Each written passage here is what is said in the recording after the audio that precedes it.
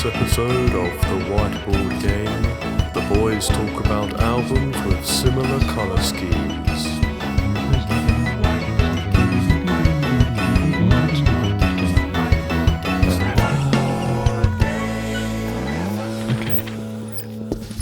Alright, this is the Whiteboard Game podcast, episode 8, nearly said 6. Mm-hmm.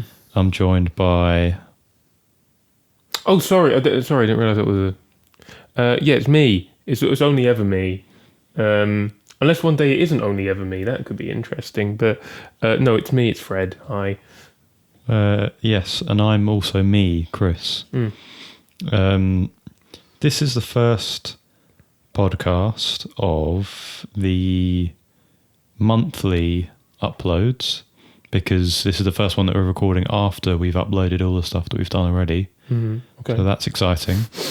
That was a very convoluted way of saying it, I think, but It's the first podcast post sort of introduction week, I suppose.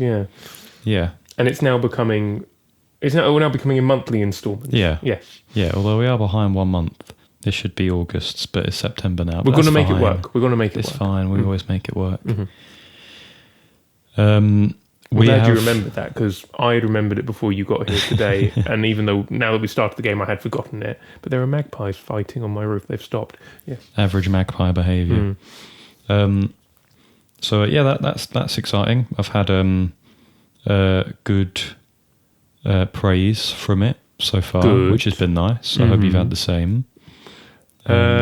Yes, it's either been good, or when I've spoken to certain individuals who shall not be named, and I've gone, oh, do you want to listen to it? They've gone, no, which is fine. That's one person in particular. You know And who you are. if they're listening to it, which I mean they probably aren't, because you've just said that they don't, you know you are. There is one thing that someone said, which I do totally agree with, and that is that we go on too long in the intro. Yeah. So we normally do about 10 minutes. We're going to try and cut it in half and do it about 5 or 6. Yeah, 5 or 6 will be And it's good. already about 2 minutes, 30 seconds in. So let's just We thought we were interesting, but... Well, let's just quickly, how have we been recently? How are you doing? Yes, I am fine, thank you. Since the last time we met, my trip to Bath was... We haven't already spoken about that, have we, on a recording? No, you had a trip to Bath. Well, I'm not going to speak about it because, as we said, we're trying to cut it down. No one cares. No one cares, fundamentally. It's nice to see how we're doing. Well, yeah, no. In terms of me detailing the trip, Oh, okay. I'll say I went to Bath. It was for my birthday. It was a surprise, and I'll leave it there. Bath's a lovely city. We were along kind of like a place called Walcott Street, and every time I saw it, I had Vampire Weekend running through my brain, you know. Yeah. And I've also since been to Paris on holiday, which changed my opinion of the city a bit. Still, in fact, I'm not going to say anything, because what if there are people from Paris listening? I don't want to. But it was a nice time. What I did learn is that the way they handle food over there is exceptional. It's pristine, the service. Excuse me, I have these allergies. Can I eat these things? Yeah. Over here, excuse me, I have allergies. Can we eat these things?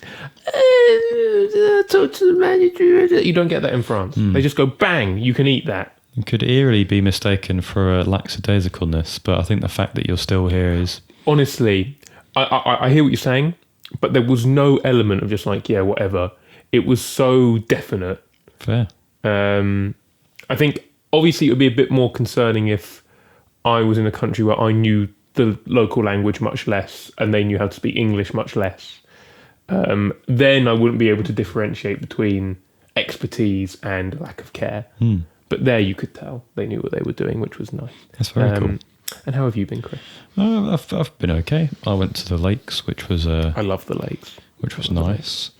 Haven't been as well as I would have liked recently. Of course. Which did detract from the holiday, and nothing bad. It's just in the process of course, trying to find. He's going to live, guys. It's fine. But it lingers in the mind, doesn't it? Yeah, exactly. And if you're not well, it sort of hinders what you'd like to do as well. And I think that's definitely had an impact. But definitely. No, we're all here. We're going to do some gaming. We did have a gig recently as well. We did, yeah. That gig was good, one of our better ones. So I agree. if that gives you any inclination to come to any more, then it should do. However, we don't. I think this is the first time where we don't have a gig on the horizon. Annoyingly so, because it is the one in which people can actually come to them. Yeah, because of the gap that is allowed. We need to emphasise this is not from our own respective lack of trying from each of us. We have endeavoured, and you would think we've made. No, you know what? Let's not dwell on it. I'm not going to be bitter. But we haven't got one to sell you at the moment. But you check the social medias, and everything will always be there. You know, reviews from the last gig included comparisons to Talking Heads and inversely Bombay Bicycle Club. Inversely, I think they're all right. I like them. I don't mean inversely in like a oh no, not them, but like comparatively. Yeah, it's quite a gap between the two bands in terms of sound. So if you love baffling variety in your musicians, maybe we're your guys. Come along. We don't have a date to tell you now, but check the social media pages. If you follow us on social media, that's where to find it. Exactly. Anyways, the game. Today's game is a game which we have already done, but we lost the recording for. Yeah, it was cursed. So hopefully that curse doesn't extend I here. will export it as soon as the last word is said to avoid this happening.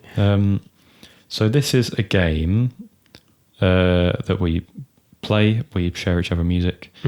Have to guess title, song, genre, year. You've heard it all before, unless you haven't, in which case... It's in the description. It is in the description, yeah. You can read it there. But in this specific one, what's the theme? Well, this is, as Chris has said, the same theme as... You know when you get that sort of... Those YouTube videos trying to discover lost media and stuff? This is the lost whiteboard game.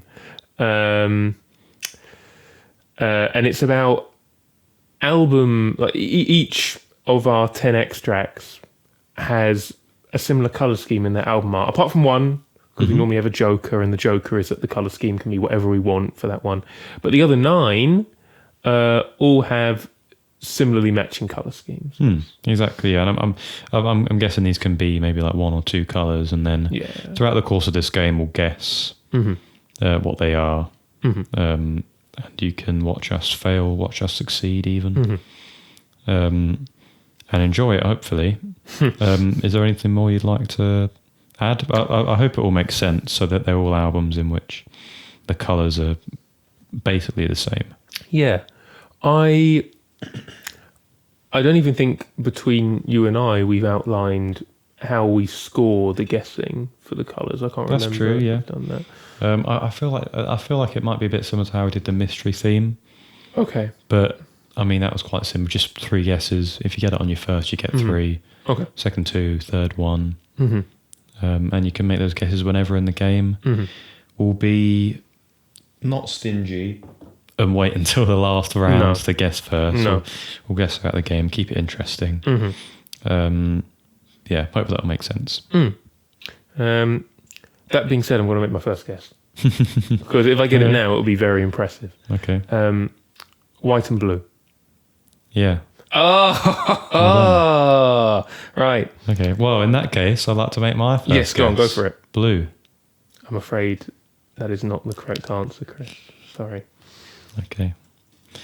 I wasn't confident on it because I don't think any of these I'm happy with. Any? No. Well, it weren't a very good round for me. I'm so sorry. I didn't realize I made it this tricky. I'm sorry. It might just be a case of me being tired as per usual. He's such a sleepy guy, guys. He's such a sleepy Need to man. wake up. All right, okay. It's been 9 minutes. Let's get a move on. For the sake of whoever wanted it to get going quicker, let's go. For you as well, as person wanted to get quicker, maybe we might put in the description, for whom it may concern, skip to 9 minutes in. Okay. I think you guessed first last time. Okay. That makes sense. So I'll guess first. Okay. Let me remind myself what we were dealing with here. Yes. It felt like a bit of a theme with a lot of your ones. Okay. They sort of had emo-y sort of tinges to them. This one, to me, felt more hardcore. Yeah. But that was mainly because it was sort of screamo, but not metal. So hardcore, which is definitely not the genre quantifiers, but I guess brand new, because they're the only band in which I know you've listened to that have screamo sort of stuff that could be this heavy. Yeah. I think there's a lot of other emo acts that I can pinpoint and say they're this heavy. So yeah, I said brand new. They were screaming, so I didn't know what they were saying. So I guess the title was called "Where Are You?" And I'm so sorry. I'm sorry. I cannot. I don't know the rest of the lyrics. The doorbell to my house has just gone. A nice little ghosting for avid podcast listeners. Genre I put emo/hardcore, as I said, and then 2004. It's probably a bit early for brand new, maybe, but I'm just putting it as like a general one. I'm not confident that it's brand new. I'm going to set up a precedent here, and I may well annoy some particularly, funnily enough to use the same word, hardcore fans of this band or other artists used throughout this one, by not being specific on genre, but I'm going to set up a precedent of being incredibly lenient. Thank you. I'm going to give you a point. Cheers. I feel like that's going to be a recurring thing of this episode as well. Are you familiar with the name of a band, with a band by the name of Death Heaven? I don't think. Oh, Deaf. Yeah, Deaf. yeah. I do. Oh, okay. Yes. Yeah. This is the title track off the album Sunbather. Cool. Released 2013. I believe the technical, precise genre term is black gaze. Black gaze. Because it's like shoegaze but evil. Like black metal. Yeah. Maybe. Like when you're waiting for them in the post kind of thing, you know. I did see that in Paris. If you've been on the social medias, you know I saw it. Really caught me off guard, actually. But no, yeah. So this is. I'm gonna jot this down as a victory for Fred's list of albums, because I go in with absolutely no expectations, and it's very much a contract I've signed with only myself, but feel like it's binding and cannot break out of it. Insofar that I will work down the list, and by the time I've got to the artist that's next on the list, it will be the time to listen to the artist. Yeah. Even if I have the basic knowledge it's an incredibly depressing one, and I've never been sadder in my life, I'm listening to that artist. Look, I knew that it was going to be quite heavy, this album. And it's not really, that kind of heaviness isn't my thing. But I suppose within this realm of genre, it's pretty good. I think maybe this is just my taste, but you have a couple of instrumental tracks. In particular, the first instrumental track, which is called, the second track, which is called Irresistible. I think is the most gorgeous thing on the whole album. I think it's stunning. And I guess it's a compliment to the band that it proves they can do this very heavy, thrumming thing of music. The heaviness of the music is conjuncted with, that's not the right word, juxtaposed with some very delicate, pretty sounding bits and tracks, which for me pushes the album beyond just what some people might say is quite a good black gaze or heavy metal or whatever album. And for that reason, I can enjoy it more than I might something else. Yeah. It's still not a sound for me, but what I would say is I can definitely see why people think this is as good as it is in its field, right? And I'll leave it there. Cool. Listen to it if you want. You know what kind of sound it is now, I've told you. So if that's your bag, I don't know. But yeah. Yeah. I mean, I've been meaning to get to this for a while, so it feels like a reversal of what so often happens on the podcast. So. I will take that with glee. Thank you. I now have a very good idea of what the colour is, but I'm going to wait till my next guest to say it. So, now, your first extract you gave me, Chris, was some kind of chamber group, right? Okay. But fronted by the sounds of a harmonica. Now, there is one bit of music I know I have fondness for, that is fronted by a harmonica. It's not Bob Dylan. It is the soundtrack to the film Midnight Cowboy by John Barry. Either that's a huge play, or I've just kind of gone, yo, my dad owns the soundtrack to Midnight Cowboy, and it's quite good.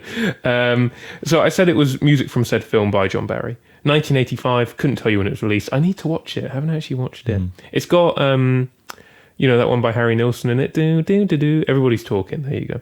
And it's country-ish, but if it is film music, I put film music as well. I'm going to try and eat this cucumber away from the microphone.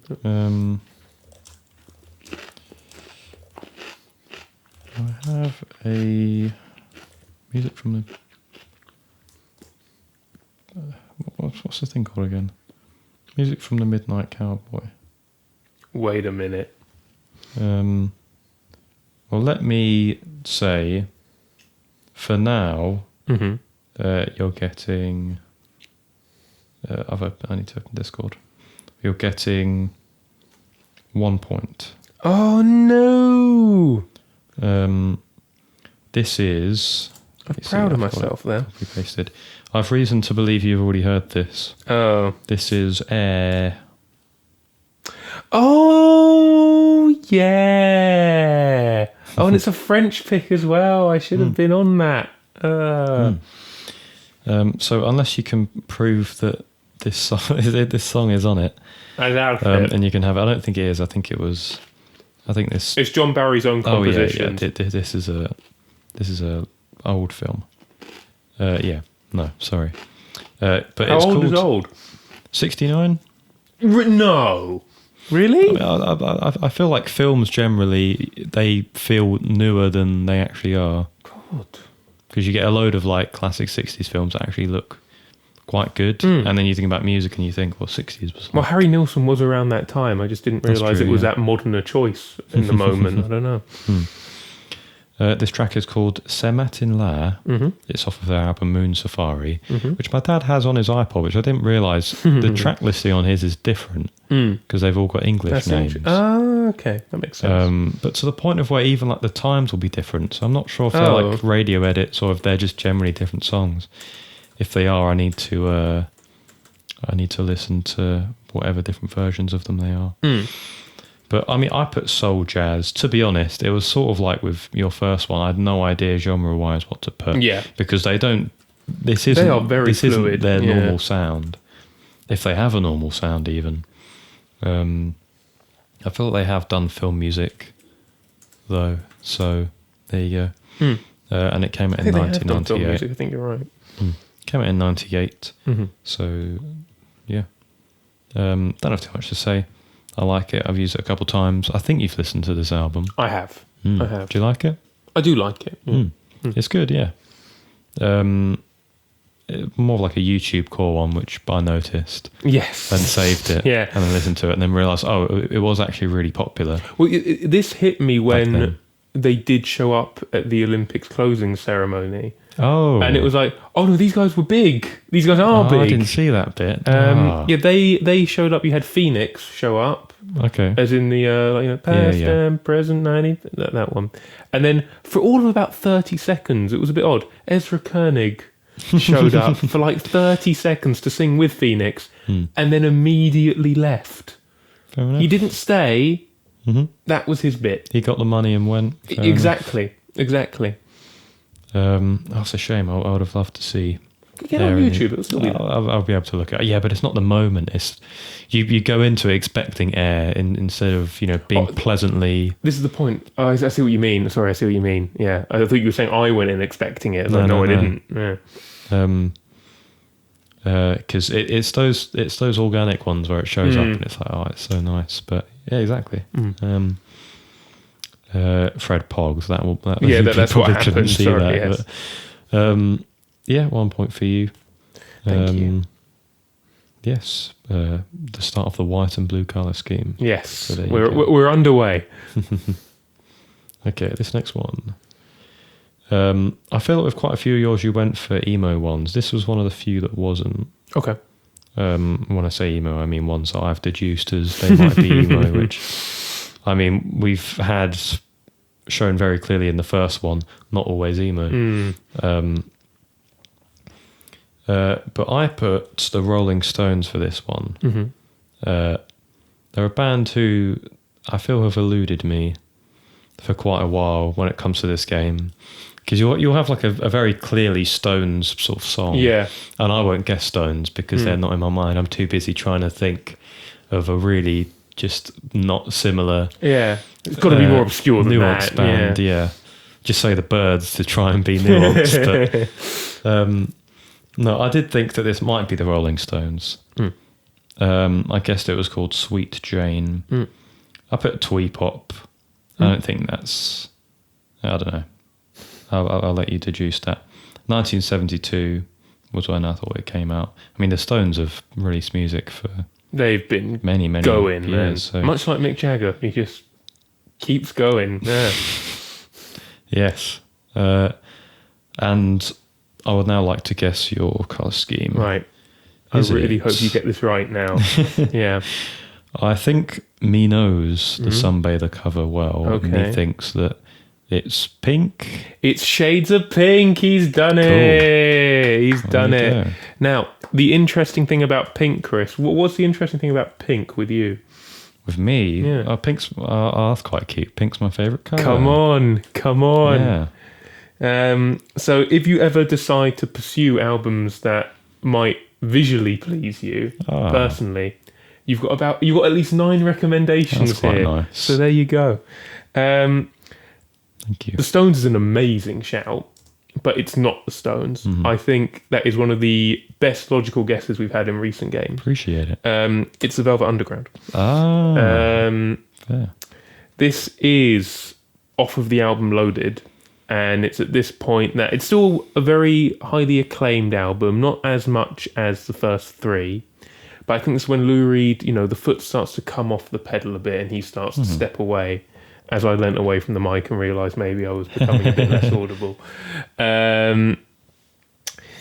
But this is, for me, there's another one off that album that is really well liked. I can't remember what it's called. But this is my favourite of the album by a long way, and that's probably because it's still a Lou Reed classic kind of thing.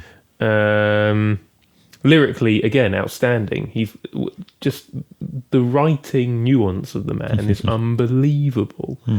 I think that's his main strength. Sweet Jane, as you said, 1970, just off.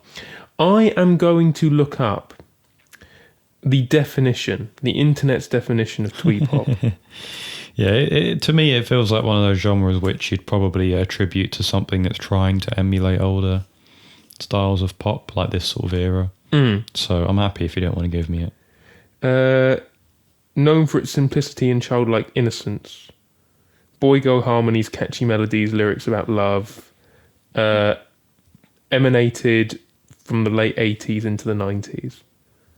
I'm going to give you 2 points, Chris. Yeah, I think that's fair. My sincerest apologies. Don't apologise for me not getting it right. Would I say this is a must listen? If you like the Velvet Underground, yes. Would I say listen to the other 3 albums in some order and then see if you want to get to this one? Yes. So that's what, the 2 self-titled ones and... Yeah, and... what's it? White Light, White Heat, I think. White Heat. I haven't heard of that one. Okay. You've got some, you've got some mental stuff on there. You've got this amazing one, which is effectively like a short story Lou Reed wrote, and it's just this guitar groove that goes on for about 10 minutes, and the short story is being read, and it's so surreal but funny at the same time. But the point is, it's a good story, and that goes back to the point that Lou Reed is just a brilliant writer. He could write me a book of stories, and I'd like that as much as his songs. So I do recommend that one from a perspective of, I was about to say from enjoyment, but that's what I'd recommend any music out of. 2 points. Cheers, and 2 thank points you. for the pink as well. Thank you very much. I feel like I should have gone for purple now, because I remember you did orange in the last game. I did do orange in the last so game. maybe I Oranges should and have done- yellows, yes. Maybe I should have done purple, Because I'm fond of purple. because that's your Would If you I had say, to have a second... would you say that's your the elusive second favourite colour? Yeah, I would actually, yeah. Yeah.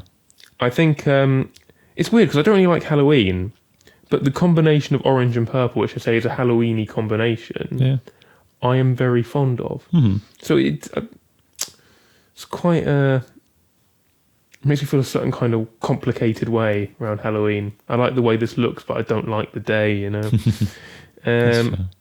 Right, so I thought this sounded like what for me are seemingly unmistakable vocals and harmonies, but if I got it wrong, then it is mistakable. It sounded like Pink Floyd.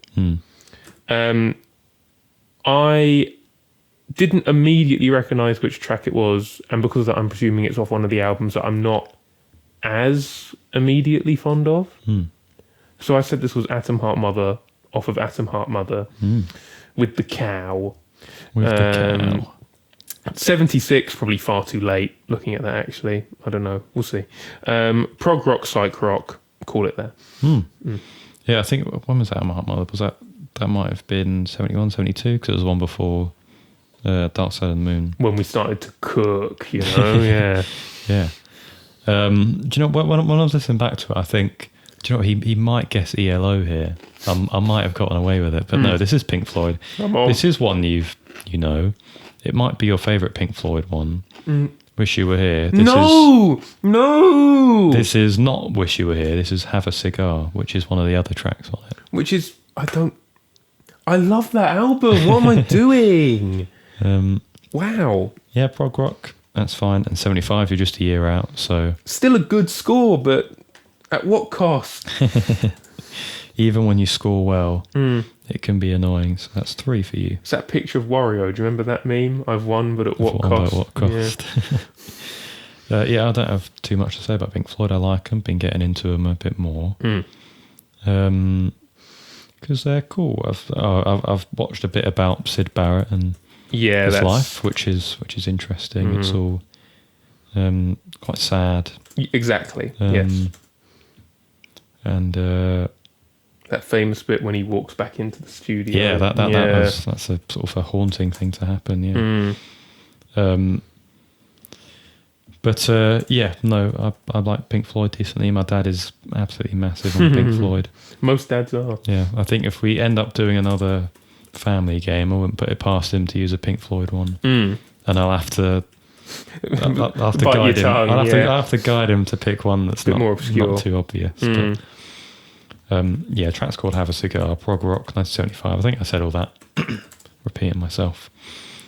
I have reason to believe you might have a Pink Floyd one, so I'll leave what I'm saying there. Okay, and very say I'm planning on listening to more Pink Floyd, and their album cover fit in with the game, basically. I can't believe I didn't get the pin. Ugh. Yeah, 3 points. Thank you very much. I do like a bit of Pink Floyd myself. That's one of my hot takes, though, that Genesis are the better prog rock band. We're not going down that hole again. I just realised I got Pink in the name. It's a double whammy. I've always realised I got Pink, but I mean, in terms of this game, what, Floyd? Cool. Okay. Your next one's an ambient one. I ended up guessing someone who is probably wrong because a lot of your ambient ones are new people that I don't know. But I went with who in my mind for some reason I've always just been referring to as your mate Adam Bossage. Because I did interview him. Yeah, and I noticed you follow each other on Instagram too, which cute. I thought was cute. Yeah. I said it was called Tranquil Gardens in reference to what I'm making on a Minecraft server at the moment. Oh. Do you know when you just get those big servers of quite a few people and you feel so much more inclined to build stuff because more people are going to see it? Exactly. It's so fun. But I said it was an ambient piece from 2019. 2 points. Cheers. 2 points. Probably the most I could have gotten out of that, to be fair. You've done very well. Adam Bossage, he is my mate. Yeah. He is my mate. The interview with him is online. If you want to read it, I shameless self-plug, Atwood Magazine. I've written other things. Mate, it's our podcast. We can plug whatever we want. Go read my stuff. I put a lot of time into that, and It's he was good, such a yeah. lovely man. He was a lovely man. That's good. Have you read it? No. Oh, honestly, I will. No, you don't have. You don't I will have to. after It's this. fine. No, he was a cool guy. Very easy to talk to. Genius composer. I think his album structures out rooms I adore. But this was not him. This was someone I've used a couple of other times. Okay. I felt like if I was doing instrumental stuff, firstly it had to fit the theme, but I didn't want to be too cruel because I could go right to the bottom of the lists of everything I've listened to and pick the most obscure YouTube thing I could, but I didn't want to do that 3 times or whatever. That felt unfair. This, once again, is a lady, I think originally from Belgium. Nala Senefro. Yeah. There you go. She got a new album out. I haven't listened to it yet. I will do. That's exciting. This is the first track off of Space. Is it 1.8? Something like that. I can tell you. It is. It's Space 1.8. So this is Space 1, which is ambience with a lovely processed harp going on throughout it as well. Oh. I mean, the instrumentation that's drawn upon and the texture and the orchestration and everything, it's just such a gorgeous fusion. It's what I've said to you before. The first time I was in Bournemouth and I was cooking dinner for me and my girlfriend. And when this album started off, and especially getting to track 2, and I thought, oh no, I was so excited by this, and it's just jazz. Not in a bad way, but like I thought it was going to be something really unique. But then you keep listening, and you realise that every movement is completely different, and then the electronics kind of take over at points, and you kind of go, whoa, right? And it's really unique, and it's just Cool. so virtuosic. It's wonderful. So it's by her. It's the first track off of it. 2021, You're in the Range. I said new jazz, but new spelt new.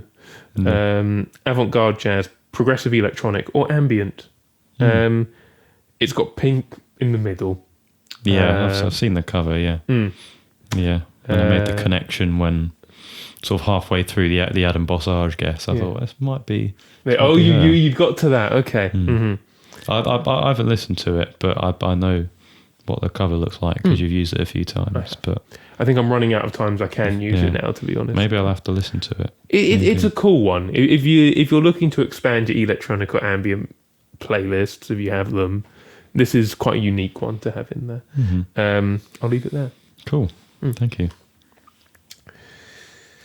Okay, this is the first out of the 3 that even though the John Barry was completely wrong, I had a bit of confidence behind it, right? This one, in terms of artist, I just didn't know. And now that you've said, now that we know what the colour scheme is, I have even less faith in it.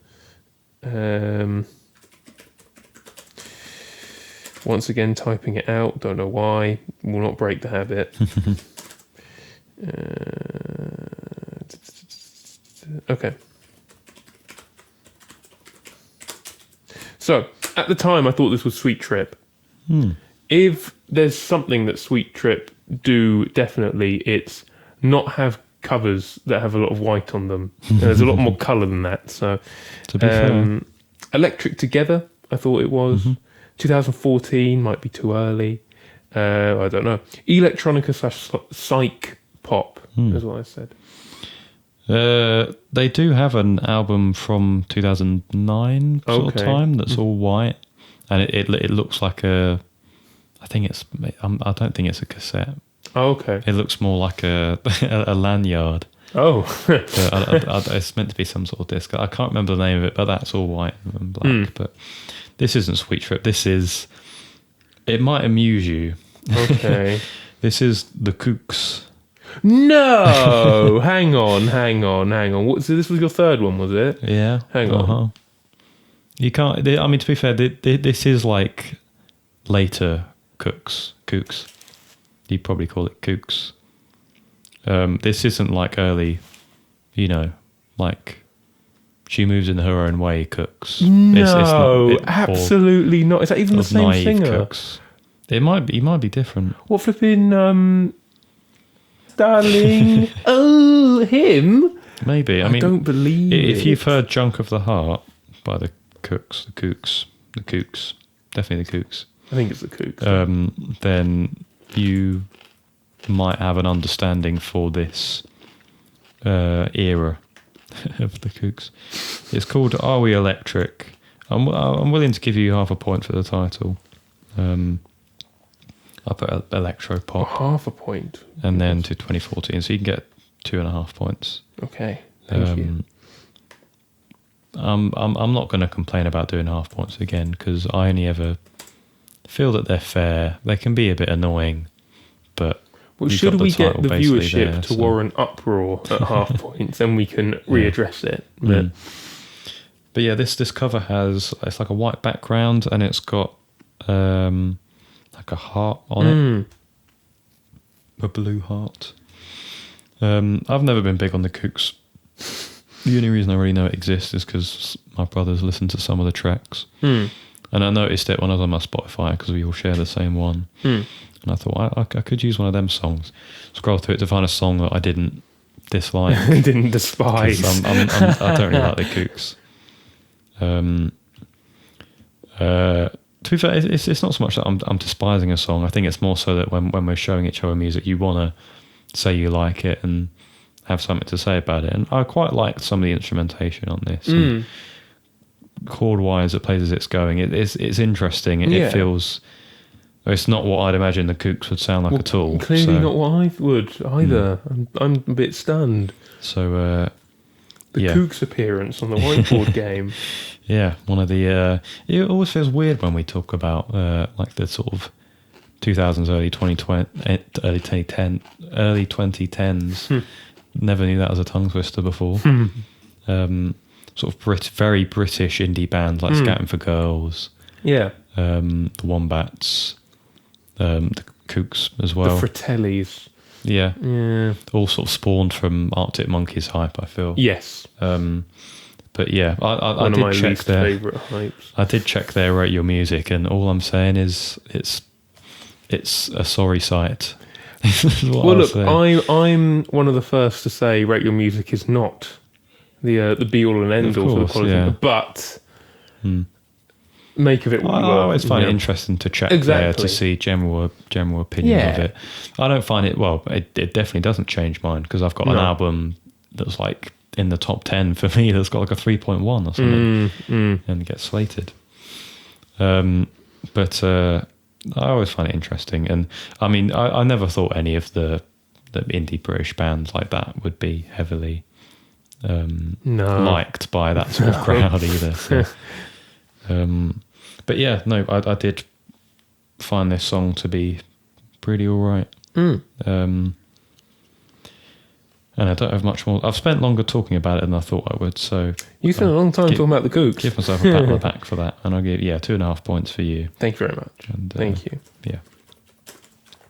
Okay. I was going to say it also feels quite weird sometimes with the nature of this game to talk about bands that are like very radio famous, if that makes sense. Like when I think of the Kooks, I just think of like I've heard them on radio quite a few times. They don't strike me as a band that many people would sit down and go, I'm going to get through the Kooks discography. That's true. I suppose that's why it feels a bit weird to use them. But the next one, listening back to it, this was another one of your emo-y ones that I couldn't pinpoint, but they're probably not going to be emo. It's just where my head is at the moment, maybe. Are you doing okay? I'm doing okay. I've listened to a lot of emo.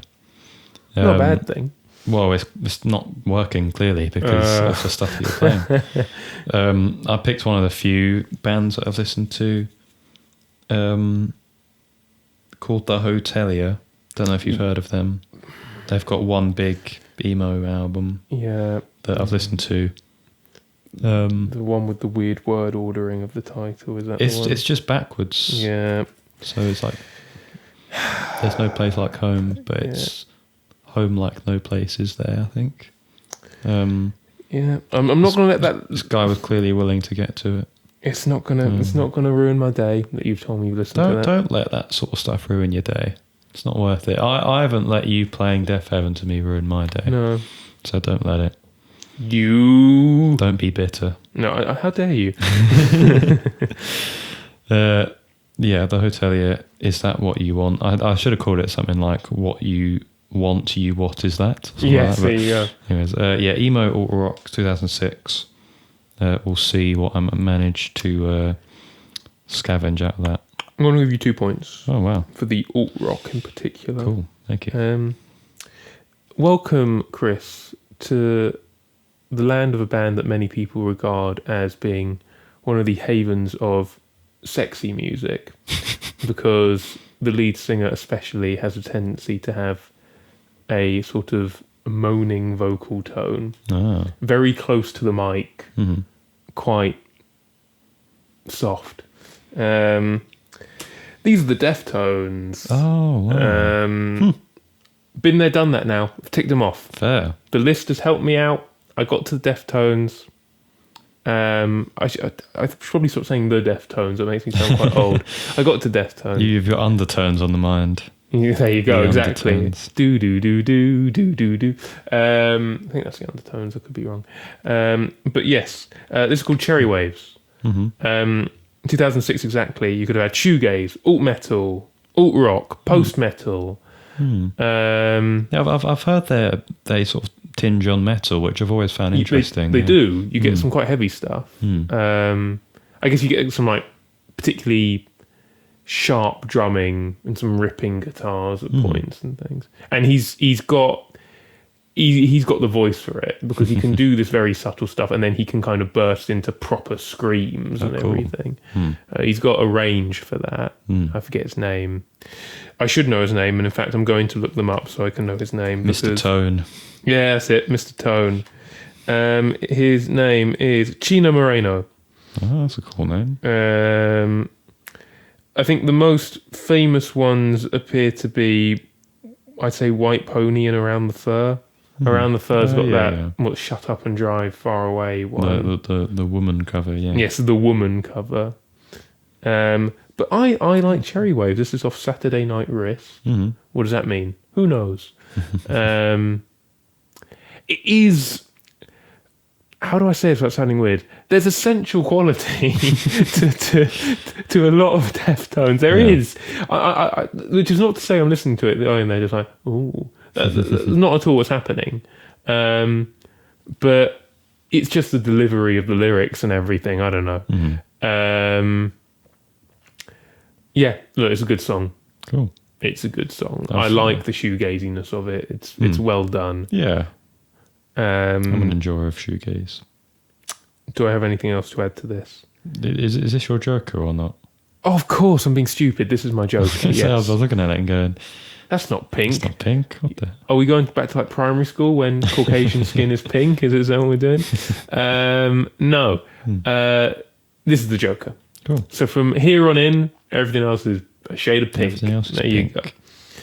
Right, 2 points done. Thank you. Yeah, I know this is quite a popular one of theirs. A lot of them are popular. They are a popular band. Yeah, you don't realise it. Yeah. Well, need to get to them. Another band I need to get to. That's what I'm saying. It's when the list works out. You go in with no expectations. Yeah. Right, so we're on your fourth? Yeah. So I can't remember who I put originally, and I was a bit iffy about it. I think I might have put something like, because maybe I was thinking this has been produced by someone. So I originally put something like Flying Lotus or Knowledge or something. Oh yeah. But, and this could be logic that's been completely misplaced, I don't know. I could be fooling myself. I thought after he's done most of his singing, he said one word, the vocalist here. And I thought that word was slide. So I put George Clanton, because he's got an album called Slide. I said the song was called Slide. 2016. It's that vaporwavy R&B aesthetic he's got. I put Plunderphonics as well, but that's a bit like... Plunderphonics. It's a get out of jail card I've chucked in there. I don't really believe in it. Vaporwave is probably the one... The Vaporwave R&B combo is the one I'm leaning on. Yeah. Cool. Well, I don't think he sampled anything, so if we look at the Plunderphonics wise, your answer not looking so good. But on the other hand, you've absolutely smashed it. Let's 4 go! points. Vamos! Yeah, 4 points. You've logicked that very well. Thank you. Yeah, this is Mr. George Clanton. It is Slide. I feel young. What can I say? Yeah, vaporwave indie pop is what I put. I feel like it's still the sort of era that you can probably call it vaporwave, because a lot of his newer stuff you might more sort of push towards psych pop. Yeah. Is there a difference? I don't know. Or I'll put indie pop as well for what you want. Yeah, just another sort of alley. I feel like this is the one which has a bit more colour to it, but generally it's white and blue. Is it like the sepia toned one? It's like a bit faded. Is it him going down the slide? It's him going down the slide, yeah. Hence Slide. There you go. But yeah, I don't mind George. I quite like him. I think he's got some good stuff. I remember you being unsure about the second album.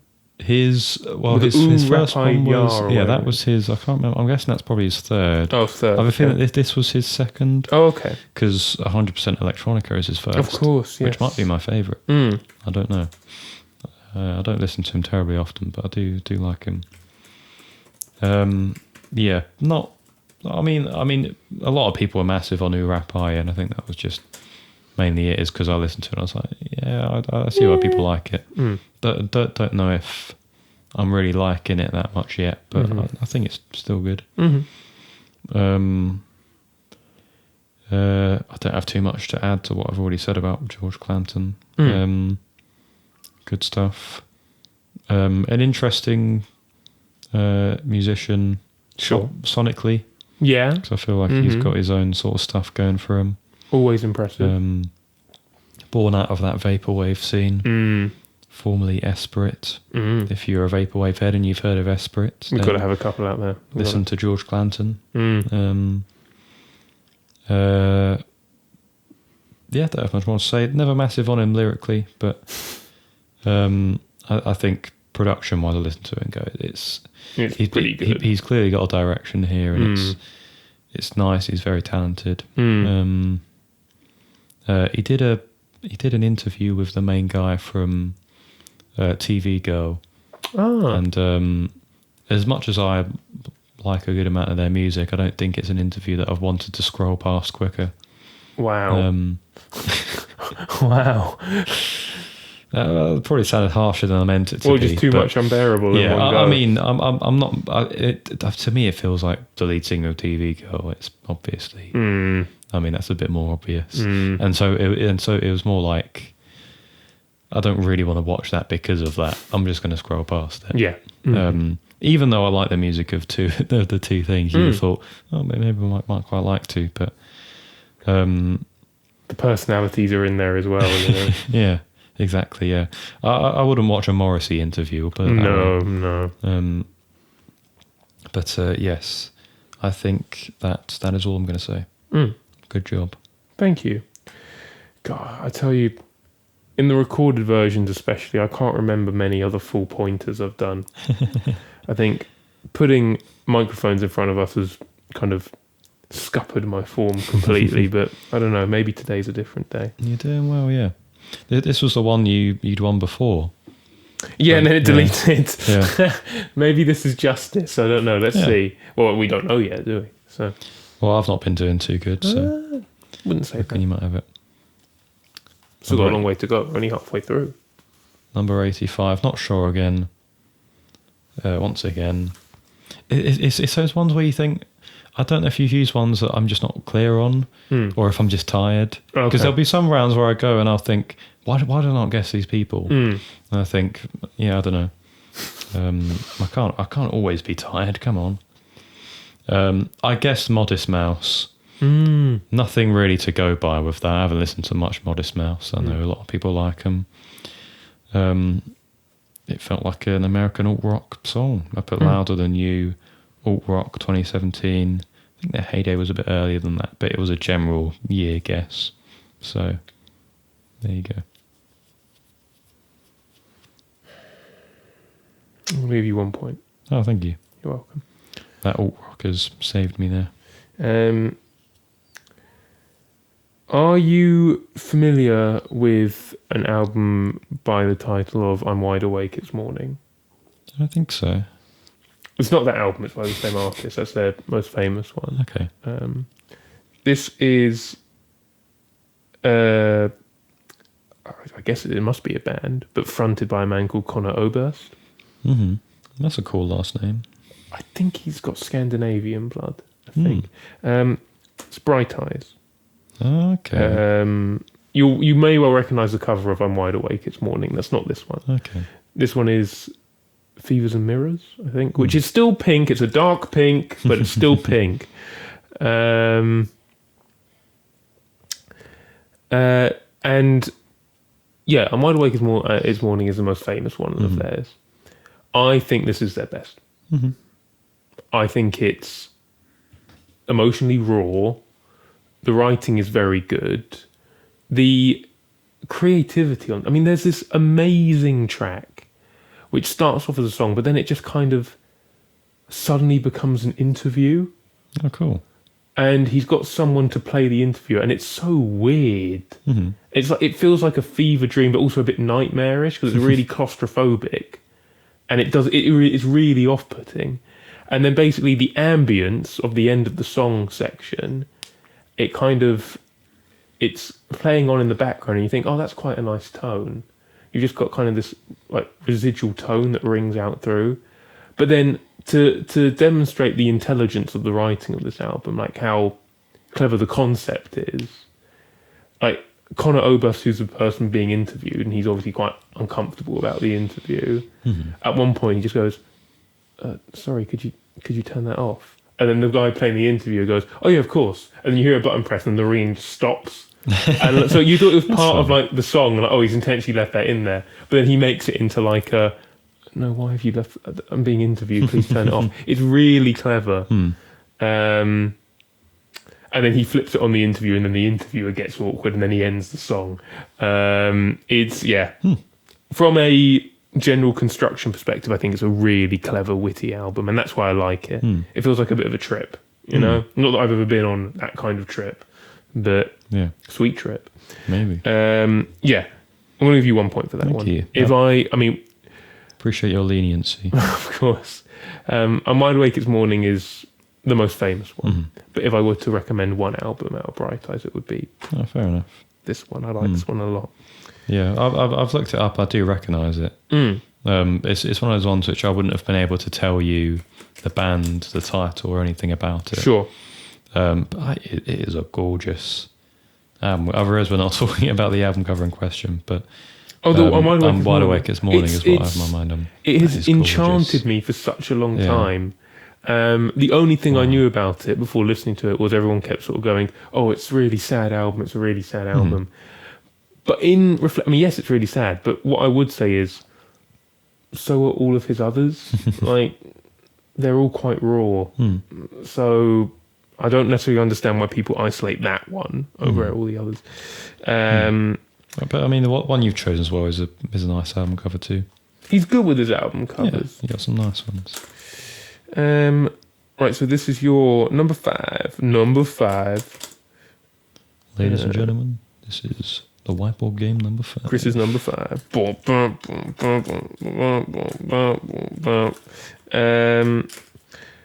Brockhampton. It's a classic Fred Bloy pull for Chris when he can't quite figure out who it is.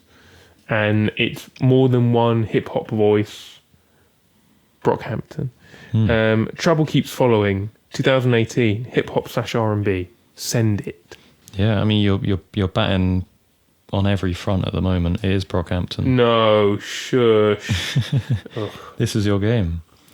I put alt hip-hop. Mainly because that was a term I heard being thrown around at the time. That's of cool. their stuff, which makes sense. Alt hip-hop.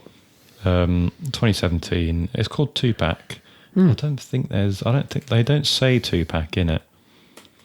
I'm not going to be upset that they don't worry. This is the first Saturation album, so it's sticking in theme with what they wanted. God, the amount of ratings on Rate Your Music for these albums is insane. You have to have a 4-letter title, so it's number 2 and then BAC. But yeah, I mean, this is one of the ones which I feel is more underrated on that album. I mean, quite a lot of them are really good, but this is a very short one. It's only a minute long. It's mostly Amir rapping. It's quite interesting to listen to because he speaks about having demons on me, doing stuff he shouldn't. And I guess just about generally being anxious about things. Sure. And then I guess we sort of know where that led him within the Brockhampton story. It's interesting listening back and you realise the amount that he talks about being anxious about things coming out and stuff. It's quite fascinating. Should have seen it coming.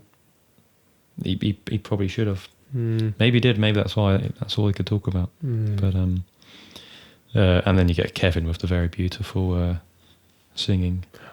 Yeah, I did enjoy that.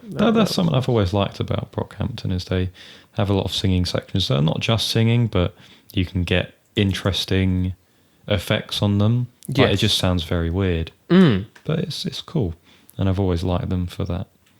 I didn't use Saturation 3, which is also one of my favourite albums. To be fair, this is one of my favourite albums of all time. It's the first Saturation. I prefer 3, but Saturation 1 You're just a Brockhampton fan, Chris. I am a fanboy. Oh, I didn't say fanboy. That was your turn of phrase. I mean, I got into them when I was a boy, so... I suppose so. Boy fan? Sure. Yeah, don't have much more to say other than I like them. Interesting hip-hop band. Chris's secondary school hip-hop roots. Yes. They genuinely are, yeah. Worth giving a listen to if you like your hip-hop.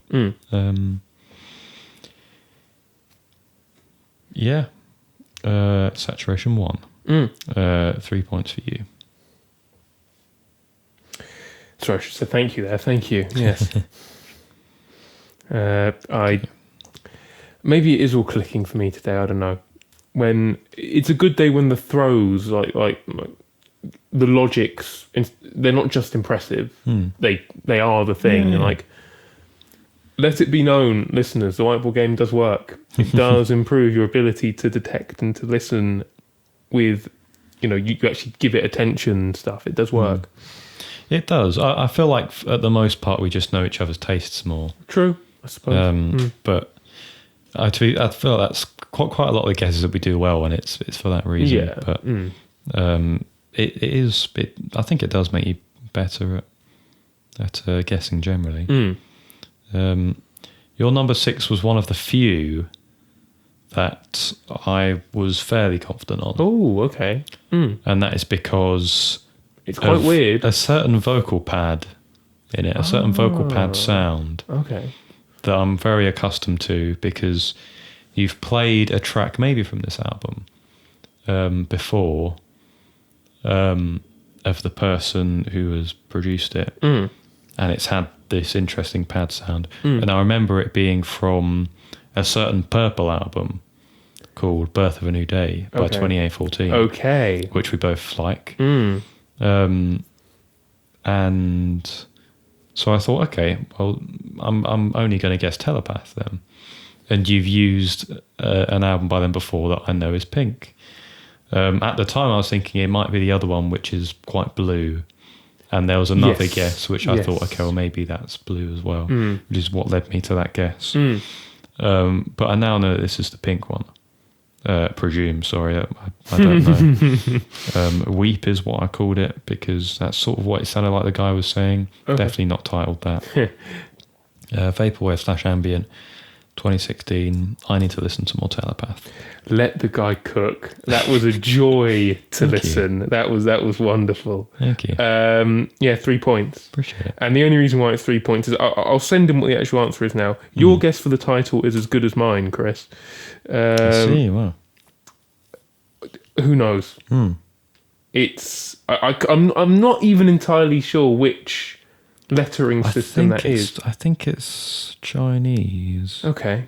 Or Mandarin. But the thing is you see his name and it's got I'm pretty sure that's Japanese lettering at the end. But a lot of the more complicated and sort of edgy ones are Chinese, I think. Okay. So maybe he's named it in Chinese, I'm not sure. I couldn't tell you, folks.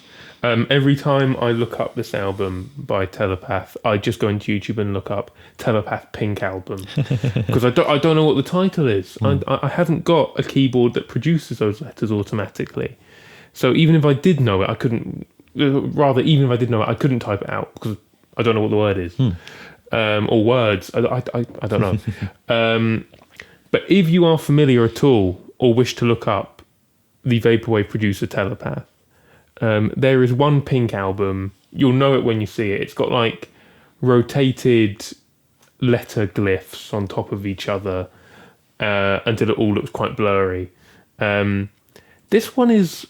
I've spoken to Chris about this before because I've done quite a few of the Telepath releases, which I am happy that I've done because it feels like a bit of a. It feels like you've gone to university and studied vaporwave and you've completed the unit of like most notable individuals or the roots of vaporwave or stuff like this. Because he's probably one of the big boys, right? Yeah. But when you go through the albums and you look at reviews, this seems to be the one that everyone kind of talks about being like, oh, this is the one we should forget, or let's pretend he didn't make this kind of thing. It's his best one. What are they listening to? Because it's so unique. Vaporwave can be really oversaturated. And whilst Telepath is amazing at it, even sometimes his stuff can sound a bit like just re-releases of previous albums. This is weird because it's a lot of samples that just loop forever and they clash with each other and eventually it just becomes like, I don't know, like you've got a concussion or something and you can't make out anything around you. It's really disorientating, but in a really good way. It's slushy, hence the term slush wave. Yeah, that makes sense. So yeah, this is him. It's track 2, I'll tell you that much. It's track 2. 2014. I had slush wave, I had ambient, I had drone or broken transmission, which is still one of my favourite genre classifications. It's cool, I think. Just a cool phrase. Would I say start with this if you were to listen to Telepath? No, absolutely not. Would I say skip it? Absolutely not. Listen to other Telepath that's more basic vaporwave or mainstream vaporwave. I think his stuff as 2814 is probably a pretty good really point. good entrance point. That's a really good one. Birth of a New Day is just gorgeous. The opening track, man. Do do do do do do do do do. I like this album a lot. I'll leave it there. In my ambient travels, this is one of my favourites. A very excellent 3 points. Cheers, It was a joy to watch you explain it. I appreciate that. Yeah, I know there's quite a few of his albums are quite pink. That's fair. Oh, okay, so has it not helped me when I've said to people listen to the pink one? No, you said the one with all the letters and glyphs on it, and that's quite evident. There's a very obvious one. Cool. That does that. Quite a few of them have women on it. You've got a lot of women. The one without the woman, basically. You're right, actually. The one without any people. Yeah. Really need to listen to Telepath. It is worth it. Just there are some things to be aware of. For instance, the pink one is a bit weird. Give it some time. Saikan Seiku, I don't know if that's how you pronounce it, but the one with like the angel woman on the front and it's quite dark blue. That's quite popular.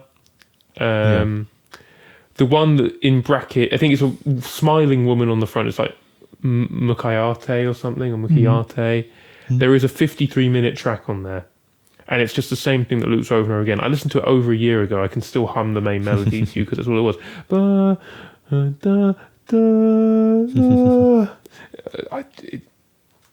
I understand the point of it because I can still remember it, but it did start to drive me mental.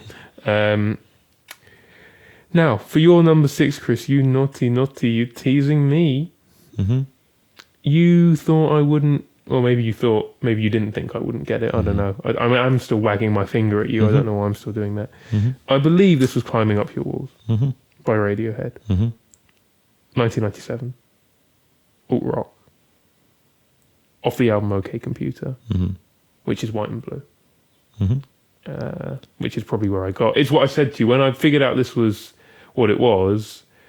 I said to Chris during the listening phase of the game, I said, "Now this is the gamble. Is it that this is your Joker and you're trying to, like, you are the snake in the Garden of Eden and you're saying, look at this apple, Fred, it's okay, computer. I promise you nothing bad will happen if you say white and blue. Or is it that it just fits the bill? I am happy it fit the bill." Okay. Considering I know you know this album very well, Is it electioneering? I'm going to give you 3.5 points. It is basically everything you said, but climbing up the walls. What a moron. Okay, yeah. And I'm going to take 0.5 point for the fact that you've added unnecessary sexual undertones to this podcast. Climbing Never up again. your- Keep that out of this Christian podcast, please. Well, Deftones now this. The sexiest whiteboard game ever. Yeah, to a few other listeners, this would be an alley-oop for white and blue album covers. But to you, it's more of a, what small part of this album can I find that you might not get? And you've done very well to get the song. The Tom York scream at the end of the track. Yeah. That's the exact bit that leads into No Surprises as well. And you think, how do they do that as well as they do? Listen, everything that has been said about the genius of the album has been said. We'll happily say it again, Well, it's something that I'll say. I think this album's definitely grown on me over time, but I remember when I first listened to it, I thought it was good, but it was only the second time that I listened to it where I went, okay, I'm still not massive on it, but I can totally see why people love it, and I can understand why people think it's so clever. And I think if you were to say maybe, I don't know, between 5 and 10 albums that people have to listen to, like absolutely dead set must, 100%, I'm putting this album in there. I think that's fair. Which is massive when you think about it, but I think that's entirely fair. Of all the albums I haven't listened to as well, I'd put this on there. It's just that good and that important, that clever. I can't fault it in many ways. Art rock, alt rock, 1997, Climbing Up the Walls, Radiohead. Don't have too much to say. If you're a fan of Radiohead listening, you're in good company with me and Fred. We're both good job. We're both fans of Radiohead. I specifically remember the time when we were listening to it, and we started listening to them less after we'd listened to all their stuff. And we both started realising that it was just a phase. I know. And that now we will listen to... I tried so hard, actually, at the time, to not become obsessed for like a few weeks. And then there was one day when I opened up amidst university work, just like, let me have 5 minutes away from staring at a screen. And so then I decided to stare at a smaller screen in my phone. And I opened up social media, and then all the recommended stuff is like clips of live Radiohead performances or Radiohead memes or whatever. And then it was just a moment, it's happened, hasn't it? And then I think I bit the bullet and then let's just listen to the rest of the albums, let's just get it done, because I'm here now. So, much to my distaste, I did become an unbearable person for about a month or two. So, it's good music. Listen to it. They're a good band. Basically, every single album is worth listening to in their discography. You're not wrong. Shout out to King of Limbs, underrated. Let's not diss King of Limbs. It's a good album, guys. Come on. Okay. All right, moving on. This was the one that I thought was a Pink Floyd one. I couldn't pinpoint it for a bit. To be honest, now I'm listening to it and I'm not sure. It might be David Gilmour because it's sort of softer. I don't think it's Roger Waters. And I don't think it's Sid Barrett either. So I don't really know how to put it. But I thought it was, for some reason, it was like, this is Pink Floyd. I don't know why. I titled it The Fool Who Wears the Crown. Prog rock. I put 93. That was more of like a general sort of thing, because I thought I think you've listened to Umbagumba. I think that's the name of the album. Yeah. It might be Umagama, I think. Umagama, okay. Umagama. Umbagumba. I Umbagumba. feel like I just want to call it that forever then. for some reason. Umbagumba. Umbagumba. But yeah, that's what I thought it was. 3 points. Oh, cheers. It's a double pink. It's Pink Floyd. Yes. 2 Pink Floyds in a game where one of them was about pink albums. Get in. It's called Fearless. 1971 prog rock. Medal is the album Medal. in question, Ah. which has in Echoes. some versions of the album art specifically that shape on it Yeah. is a shade of pink. Look, let me get the track list up of Medal. Let me remind myself of Medal. I can give you one of the tracks if you want that. Echoes. This is That's the extent of that I know about Medal. this is. I mean, the opening one of these days is pretty good. Echoes is so good, man. It's so good. But Fearless, talk about Fearless more, guys. It's a belter. That acoustic guitar riff. Down, down, down, down, down, down, down, down, down, down, down. It's good. And then, I'm not biased. The track does fade out into You Never Walk Alone at the end. It does. It does. Which, when I first listened to it, it's like, what the hell? I guess it's a point of, I don't know, being fearless. I don't know. Yeah. Like, pride and... Like Liverpool. Yeah. Listen, you ever seen... What you Actually, know... you have one fear. Well, you had one fear. Losing Klopp. No, but listen... Now he's gone. So now you're fearless because that fear has become true. What do you know about Schlottball? what do you know about What it? do you know about Marescable? Maresca- No one knows anything about Marescable. Madueke will score a hat-trick maybe once a year now. Which, to be fair, is not a bad record. But Yeah, more than Saka. ooh.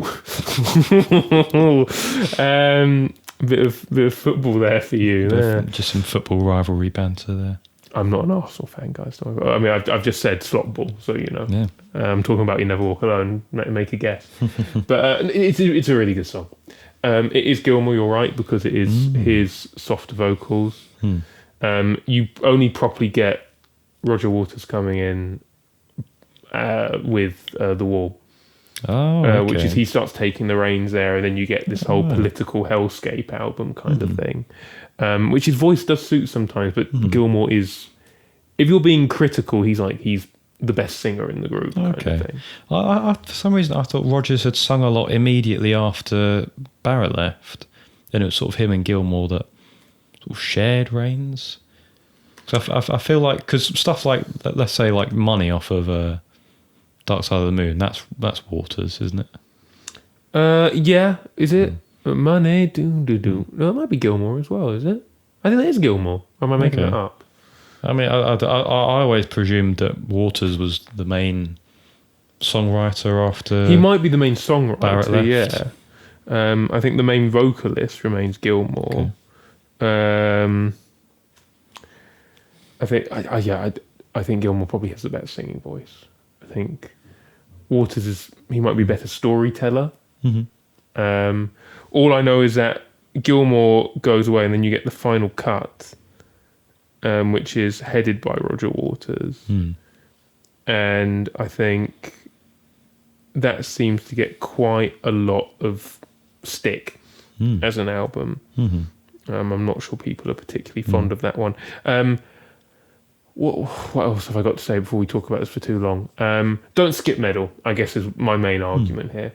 When you're going through Pink Floyd and you're thinking, Dark Side of the Moon, yeah. Wish You Were Here, yeah. Animals, yeah. The Wall, yeah. Don't forget about Medal. Medal's a banger. It sets a trend for what's to come, you know? So, we like Medal here. We don't disrespect Medal here. In the same way that we don't disrespect King of Limbs. So, Yes. That is... Yeah, 3 points, did I say? Cheers, 3 points, yeah. good. Thank you. I've listened to Atom Heart Mother quite a while ago, but I don't think they're really a band that you can sort of listen to start from end. And It would be a long slog. Yeah. yeah, it's probably best to go for the big ones. And yeah, which is sort of what I'm trying to do. I'm not too fond of the newer stuff. Not you don't like Division Bell? Not that much. Momentary Lapse of Reason? Haven't done Momentary Lapse. Okay. The Vision, it's okay, Mm-hmm. but like, I guess it's quite hard to do anything that's going to blow you away when you have had the run of like Dark Side of the Moon, Wish You Were Here, That's very Animals, true. all of that earlier on in the career. It's quite hard to match that. Yeah. So you guessed Rolling Stones earlier. Mm-hmm. Now we've got the Beatles. Okay. I didn't like the way you said that, as if I've made the worst mistake ever seen on the Whiteboard Game. We'll see. I believe I want to. This has got to be of help, especially now that it's like white and blue. It has to be of help, and I like Help.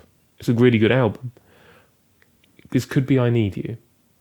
I recognise the kind of weird volume guitar thing that's going on. Bwah, bwah, bwah, bwah. Like someone has got the volume dial and is just going. That was me twisting it. You didn't see me doing that. 64.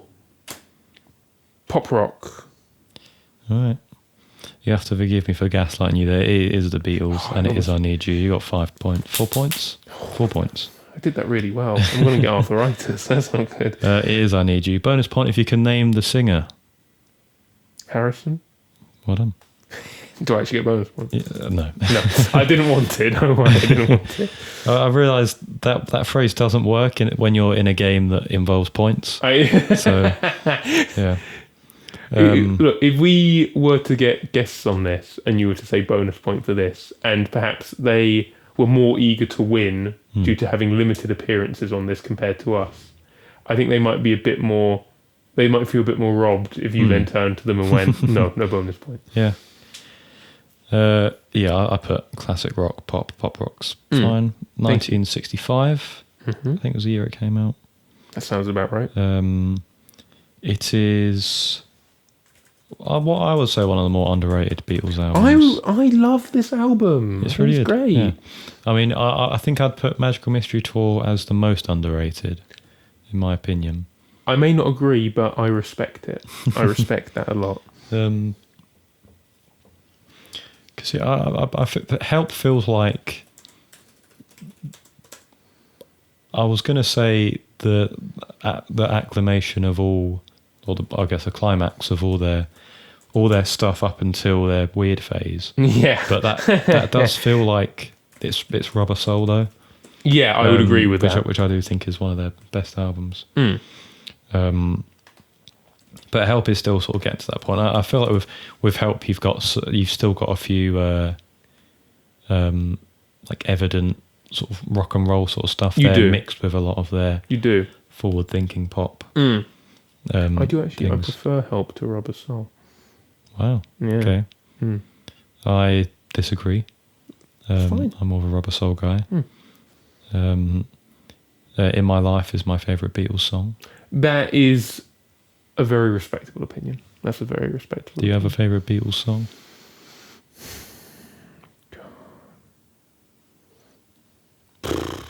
Goodness me.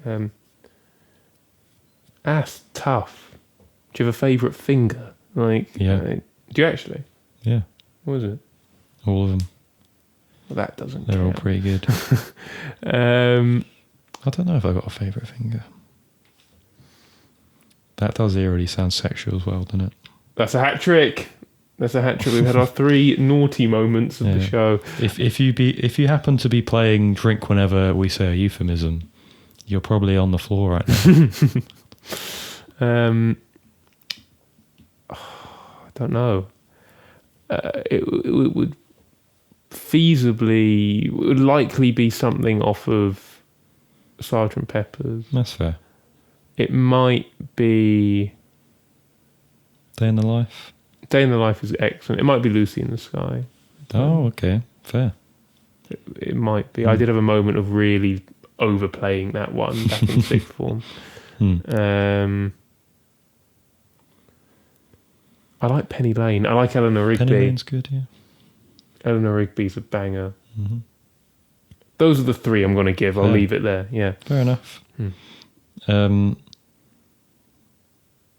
yeah, I don't have much more to say about the Beatles.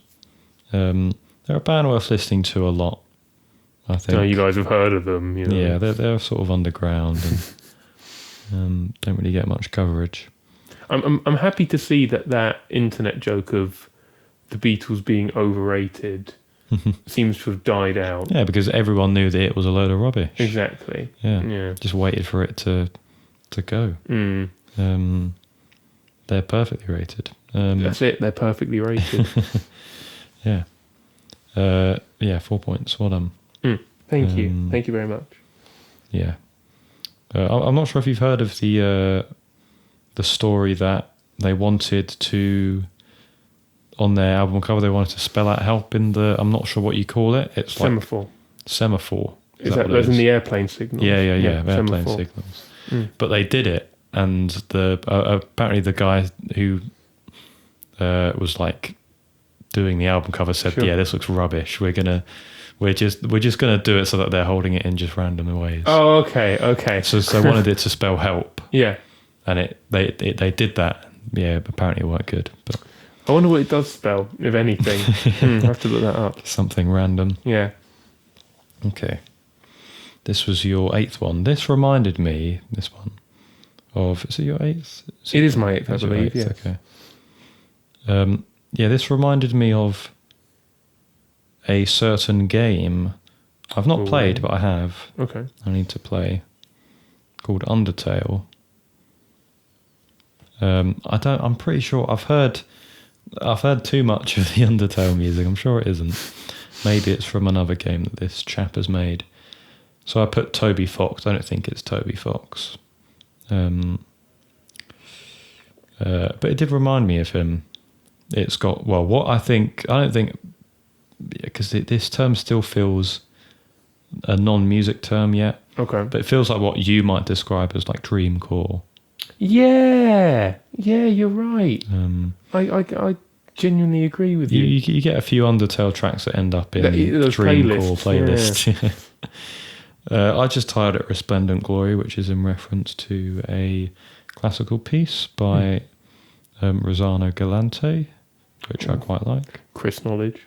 I put video game music / dreamcore. You can decide whether or not Sure. that's valid. 2018 is my guess.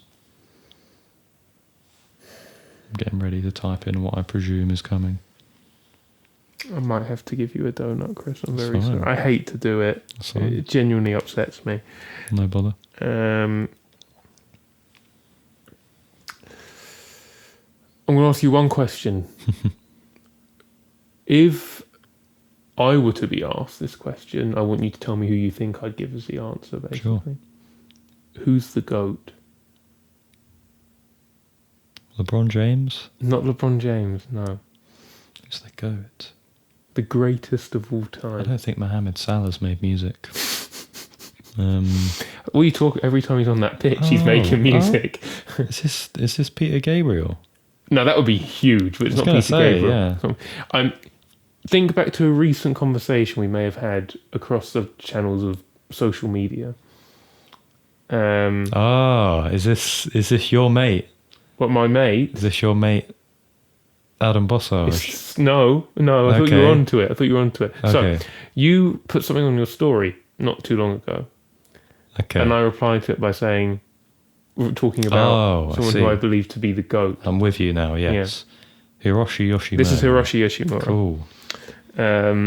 With the delightfully titled Maple Syrup Factory. Wow. And He's really flexing his knowledge of Western words there, isn't he? yeah. Yeah, syrup, guys. Syrup. Yeah. This is why I asked you before the game, because it's an issue we've never really encountered before. What do we do about archival or posthumous releases?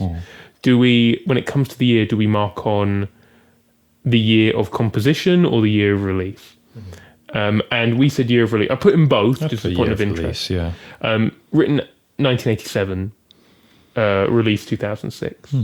As a post-minimalism or ambient. Off the archival album Flora, which is just a shade of pink with the word Flora on it, basically. maybe top 3 musicians I am upset I may never. Well, it's not. There's no may about it that I will never get to meet. Just there's a comment under this one on YouTube in particular, which kind of talks about loving the worlds that his music creates. If I could live in a Yoshimura album, I wouldn't think twice. I take like my friends and everything. I say, please come with me. I don't want to be alone there. Yeah. But I'd be going, but I sort of want to live in this, Ween world. We can visit the Ween world. The Ween world's fine. Wetland and the mollusk can't be too far away from each other. They're both damp. Yeah. Just everything he touched turned to gold, man. I love him so much. The joy, that's the word. The joy he brings me. That's nice. And the serenity he brings me. Just I run out of things to say. I like I love him so much. If you are somewhere, on the off chance that you can hear me saying this, thank you, because you are wonderful. If you are a fan of ambient music, and say you find yourself going, "Oh, Brian Eno, he's the GOAT," he might be, but listen to Yoshimura first before saying that. Listen to them both. That's what I'm saying. Listen to them both. Enjoy them both. It doesn't need to be a Messi Ronaldo situation. Oh my word! I've just seen a heron out the blimmin' window. I was wondering what you were looking at. I thought, is this the end? Are the helicopters circling? Because it looked like it was just like a crow with something in its mouth, and then it turned. You could see its neck. That was sick. That's a neck. I still haven't started the Chris's bird watching. Idio Twin series. Twin series, yeah. We could really hit a niche fan base there. That could be really good. If you're using a phone camera, there's no point because you just can't see it. Well, look, too pixely. In a way, I would at least still find entertainment of about 30 or 40 seconds of you going, guys, I've just seen a kingfisher. And just the excitement will be entertaining itself. I had to withhold myself when I did see one. Just sending you a voice message. It's out the blue. I've seen a flipping kingfisher, mate. Have you ever seen? No, you haven't. Sick. Kingfishers are sick.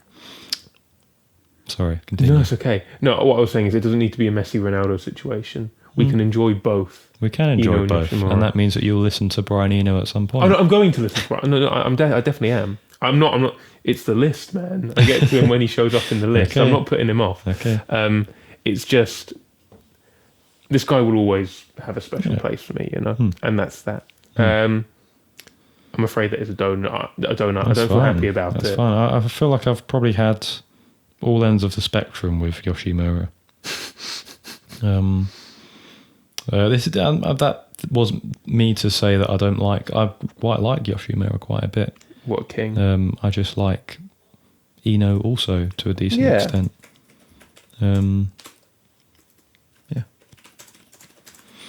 Now that I've had my moment to wax lyrical about Yoshimura once again on this game, it's a sad realization. The one of I'm running out of Yoshimura to give me opportunities to compliment him on recorded whiteboard games.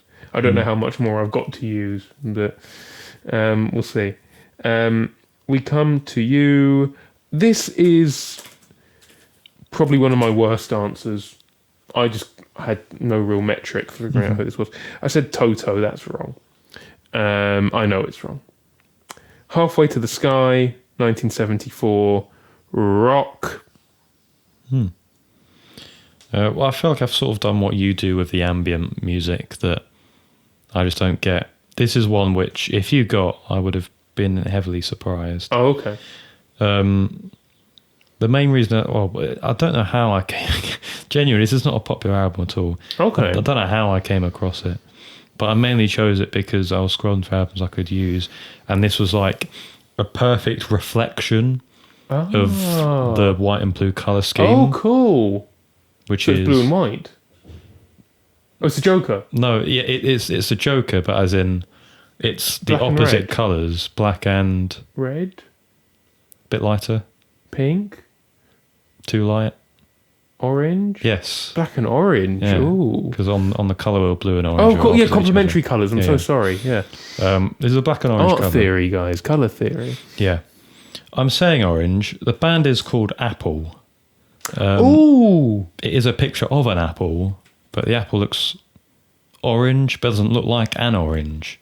It just looks like the colour It's orange. quite an orange apple. Yeah. Yeah. And the album's called An Apple a It Day. is called An Apple a Day, yeah. It's a psych rock album from 1969. So you don't remember how you found this? Oh, I genuinely have no idea. This is random, Chris. If you look it up on Spotify, it's got so few views. They're from Cardiff. I've no idea. All I know is that when it was released, it was a bit of a flop. It didn't do well. And I don't think Apple were a band who went on much longer than that. Maybe they weren't able to, sadly. But within recent years, it's become a bit of a collector's item sweet. because they didn't release too many physical versions. And so collectors have gone, oh, okay, I'm going to come back to that. And upon coming back to it, people have said, actually, It's pretty good. It's not bad. Okay. It shouldn't. Well, to say it flopped, you probably cruel. say it's cruel that happened. But yeah, it's called The Other Side, spelt weirdly, because other side is one word. That's not a spelling of other side, I don't think, is it? I didn't think you could do that. No. Or is other side an actual word? I'm starting to doubt my knowledge of the British language now. All because of Apple from Cardiff. Apple, yeah. Yeah. So yeah, I presume you have no idea who Apple are. No. Okay, so I was correct in that assumption. Yeah, I don't know. It might have just been something that was just randomly on Spotify. It was like, you might like this, or I don't know how else I might have found it. It's not a song that was on like a soundtrack of anything. I listened to a few of the songs, and I liked this one, and I thought I'll play this to you. It's quite good. And it was like the perfect joker to use as well. Yeah. Which I thought was nice. An orange apple. So I'll give you... you've done well. You got 2 points there. Off of Apple. Yeah. Speaking of... we talk about collector's items. Mm-hmm. I think you probably are aware of this. The limited release of Japanese music in England. Mm-hmm. For instance, you look at someone like Tetsuya Yamashita, the struggle of even getting his stuff on YouTube before it gets taken down within a month. Because whoever his copyright people are, they don't sleep. They just keep working. In my desperation to own a copy of Wetland, I have tried to research it. So far, I can only find, because it must be such a collector's item, I can find very limited CD copies. How much do you want to guess the copies I found go for? I'm sure they go for a ludicrous amount. 2,000. Okay, no, okay. Okay. Right. I hate it when that happens because now it's not going to be as... 200. No. It's so a CD will be a tenner, should be. Sure, maybe. yeah. £500, £600. Wow. Not 2,000. That would be insane. Yeah. But I give it maybe, if I had maybe another 10 years of successful life, maybe I can justify the splurging of £500 on a single CD. But we'll see what life has in store for me over the next 10 years, maybe. Do you find you're sort of reaching into your computer screen when you're looking at the Whiteboard Game intro? Because on the desk, Anthony put a CD It's copy the of closest Wetland. I will ever get to a real version of it. Yeah. Maybe if he wants to ever develop the intro, he can chuck in a little Apple Easter egg in there as well as a fellow collector's item. He might quite like Apple. I know he's into his sort of this sort of era of music. Well, shout out. I mean, you can do this. Shout out to Anthony. Shout out Anthony, yeah. I forgot to say this in the intro. I'll probably say it in the intro of next month's one. But he's finished the artwork because you've been seeing it. And he did an excellent job. Very, very happy with it. Excellent job. It looks it's amazing. so good. Very, very talented. For your number 9. This was one of the other ones that led me to make the blue guess. Sure. And it's because I didn't know what band. I ended up putting Yes. Because I thought it might be Yes. It could be. And so I thought it might be the one with the globe on it. Uh-huh. The one that's got a roundabout on it. I don't think it's called Roundabout. Is it not called Roundabout? It might be called Roundabout. I just thought that was the name of the song that was on it. Fragile. Sorry. Fragile, yeah. Because I was sort of like, I don't really know who else to put. I thought it was called Around the Room. Probably not what they were saying. I put prog rock. That was entirely on the Yes, but I don't think it's Yes. I don't know. 1976. We'll see how that does. I'm going to give you 1 point. Oh, cheers. For the prog rock, simply because this is such a difficult one to define. Thank you. All right, I'm going to try and ask you another question now, see if we can get to this. If you were to think of albums that you may have seen in your recommended, but not the albums, like if you've seen video essays on albums that are known for being incredibly weird, would there be any that you could think of? My initial thought was Trap Mask Replica. Done. Oh, well, right. okay. Captain Beefheart. And I should have said, and the Magic Band, is it? And his Magic Band. And his Magic Band, yes. Because initially in my mind I was thinking it's more red, isn't it? But I suppose that's actually, it's probably quite pink. It's quite. I would wager it's pink personally, but we can have this argument afterwards. No, this one's called Ella Guru or Guru as he says it. 1969. Take a shot. Experimental rock, avant-garde rock, blues rock, free jazz. I don't know. I don't know. All of them. It is genuinely just that weird. Yeah. What everyone says about it is true. I don't know how you're meant to listen to it. I don't know. I don't know if Mr. Beefheart has any musical training whatsoever himself. I think you need to read articles and watch video essays and the Wikipedia page, whatever, for the way the album was written. I'm not going to spend time trying to explain it now. It will take too long. But it sounds torturous. It kind of sounds like effectively they were all locked in a room somewhere until he said, okay, the album's done. You can go home now. But if you're interested in just music lore, which I am, just like the really niche bits of music history, I'd recommend looking that up.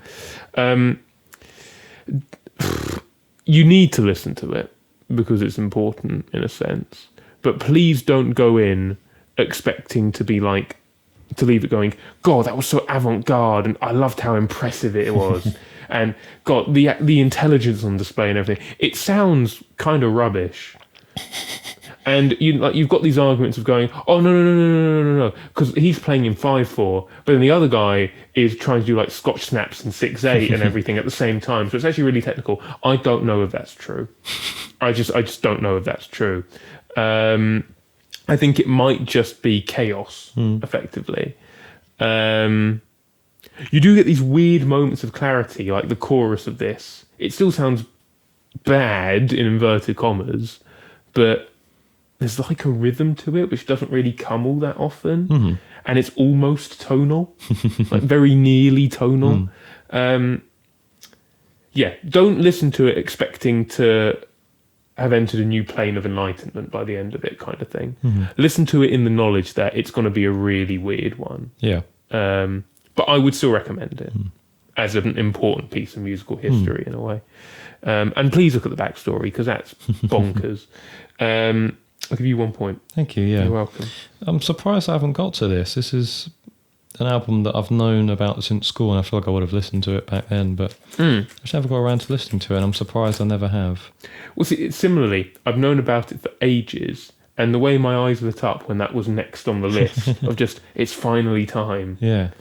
And it's once again one of those moments when I'm at the dinner table, everyone else apart from Dad and I have left, and it's that time of day for the daily music chat with Dad, and I go, I listened to an album today. Oh, really? What did you listen to? Oh, Captain Beefheart. And in my mind, I'm going, Keith's going to go like, who the hell is that? And then he goes, oh, God, Captain Beefheart, really? And I go, come on, man. I'm never going to catch you out. Right. So, Chris is number 9. The recording quality of this, because I wasn't quite sure who it was, but it made me say Neutral Milk Hotel, even though it doesn't sound like Mangum, is his name? Jeff Mangum. Yeah. It didn't really sound like him, but the recording quality and style of music weren't dissimilar. I'm hoping I'm correct. I think the easiest part was the title, which is Kicker of Elves, which sounds quite violent. I said 1998, lo-fi / folk rock / slacker rock. He's saying Kicker of Elves himself is a good sign, folks. But then he was grinning as if he knows the song well. Maybe I've got the artist wrong. Maybe it's an artist he holds closer to his heart. So firstly, you've done very well. Oh, thank you. But I will say, it's not Neutral Milk Hotel. If there were a band in which you would say you guess fairly often for ones of mine in which you don't know too well, but they're rock stuff, who would you say? They Might Be Giants. No, but you have guessed this band for one of my They Might Be Giants tracks.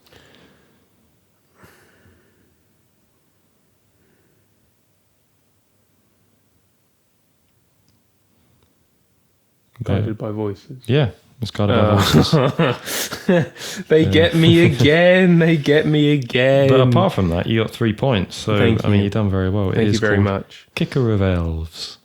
Did they do something to them? I don't understand. I don't know. Well, I'll go into why I think it's cool. Funny why I in a enjoy second. kicking elves. Yeah, folk rock, slacker rock, that sort of stuff. 94. This is not off of Alien Lanes. This is off of another one of their popular albums around that time called B1000. It strikes me that that's actually the more popular of the two. It might be, actually. At least in terms of at the time. 20 songs, 36 minutes long. I love it. It's good. Because I think in retrospect, Alien Lanes has probably garnered more attention. Sure. But B1000, I think at the time, if you were into Guided by Voices, you would have said, yeah, this is the best Guided by Voices album. Okay. It's got some slapping tracks on there. For the sake of the podcast, I'm going to call it Tractor Ache Chain. If you look it up, you might know why I've censored myself there. Don't really know what that's about. Don't really know what it's about, but it's got a beautiful chord progression. I think the main guy, Robert Pollard, I think he likes to write with open chords quite a bit. Sure, and I it's get really that. nice. That's cool. But of course, when you look up guitar tabs and it doesn't tell you what they're doing, Frustrating. you got to watch the live videos and get the one point where they zoom in on the guitarist close enough to where you can tell what they're doing. Genuinely, how I worked out the guitar riff for that. You've got to that time, have you, Chris? Yeah, watch the live video for tabs, yeah. They've got another song on there called Gold Star for Robot Boy, which is great. And I think the meaning of that track is, if basically like if I did all these things for you, would it be enough? Or if I did like all these things, would it be enough? Would it be a gold star for Robot Boy? Because I'm doing everything you say, basically. I like that. But the chord progression as well is brilliant. Echoes Myron, another brilliant one.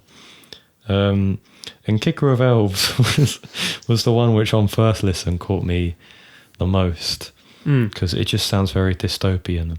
Yeah. And I think a lot of that is because it's not Robert Pollard singing this one. It's one of the guys in the band at the time called Tobin Sprout. Who didn't have too many songs by him. It was mainly Robert Pollard. But this is a fantastic one. To be fair, the ones that I know he's done, I quite like. Okay. One thing I wanted to mention is it does sort of feel like folk rock from like a weird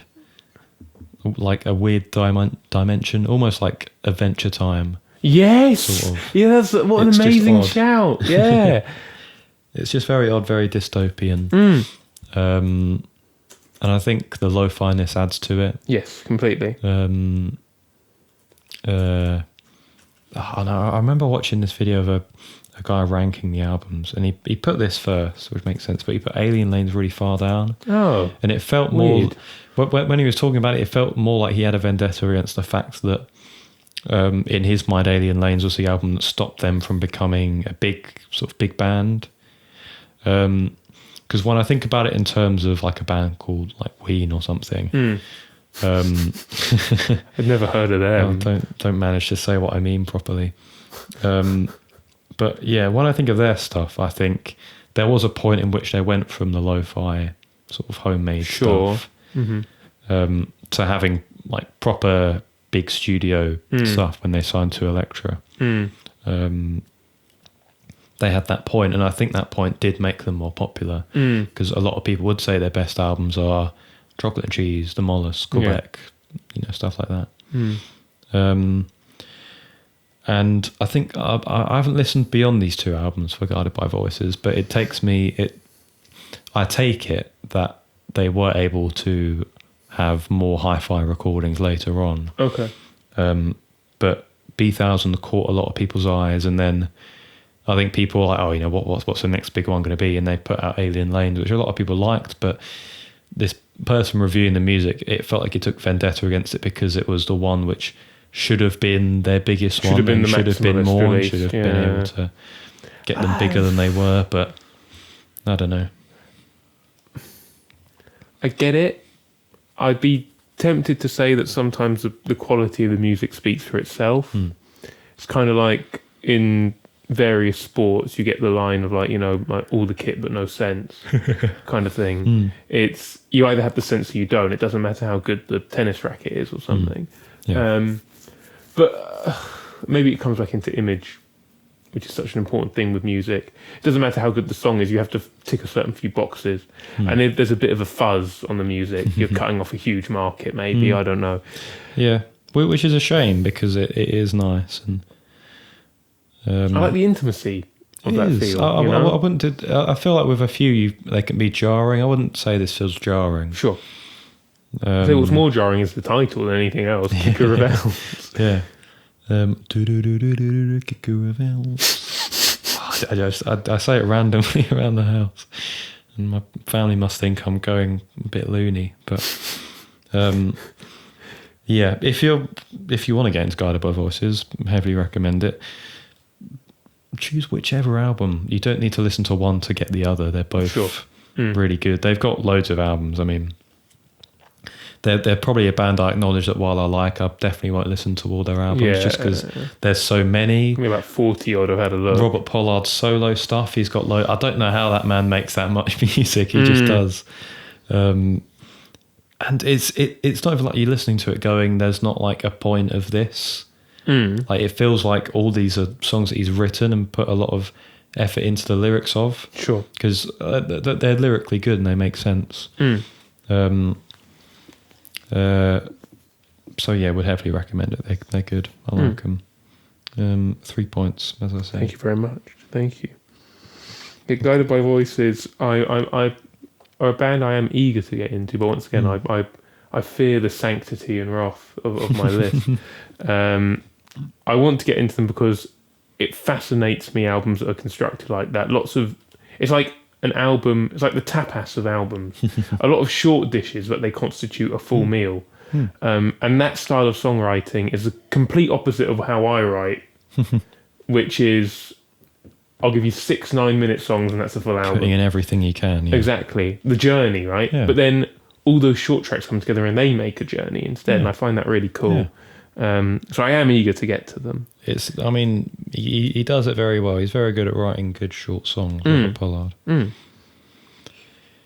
Okay, your last one.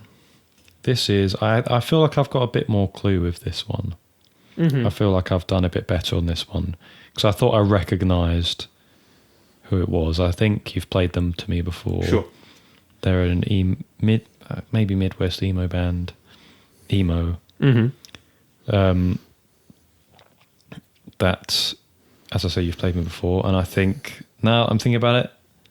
If it's the album I'm thinking of, it is Pink. So you've used it on your Music of the Week. Yeah, I like where this is going. Let him cook. I think you've done a review of it on Atwood Magazine. Let him cook. I'm just sort of eking out my Fred Law at the moment. I think the band's called Home Is Where. Interesting name. Very interesting cool. name. I like it. Me too. I said it was just called I Do. Yeah, there's a Weezer song called that as well, but it don't like it. I don't. Yeah, Midwest Emo 2020. There you go. Yeah, 3 points. Cheers. The reason why I left this one till the end is because out of all of them, I thought this will be the one he gets. Okay. And I don't want to put that first just for him to get Pink immediately. I think Yeah, it will that's be fair. more satisfying for you to get to the end and kind of go, maybe they're all Pink kind of thing. Instead of like, I know you want to get the answer, but so like if the first one, if you give me the Radiohead first, I'd be like, oh man, where's the challenge? I've already got it, you know?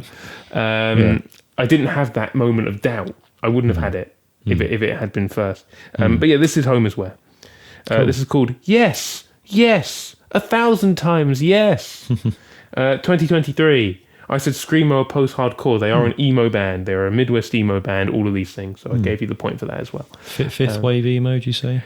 They are touted as one of the originating bands of this so-called fifth wave emo.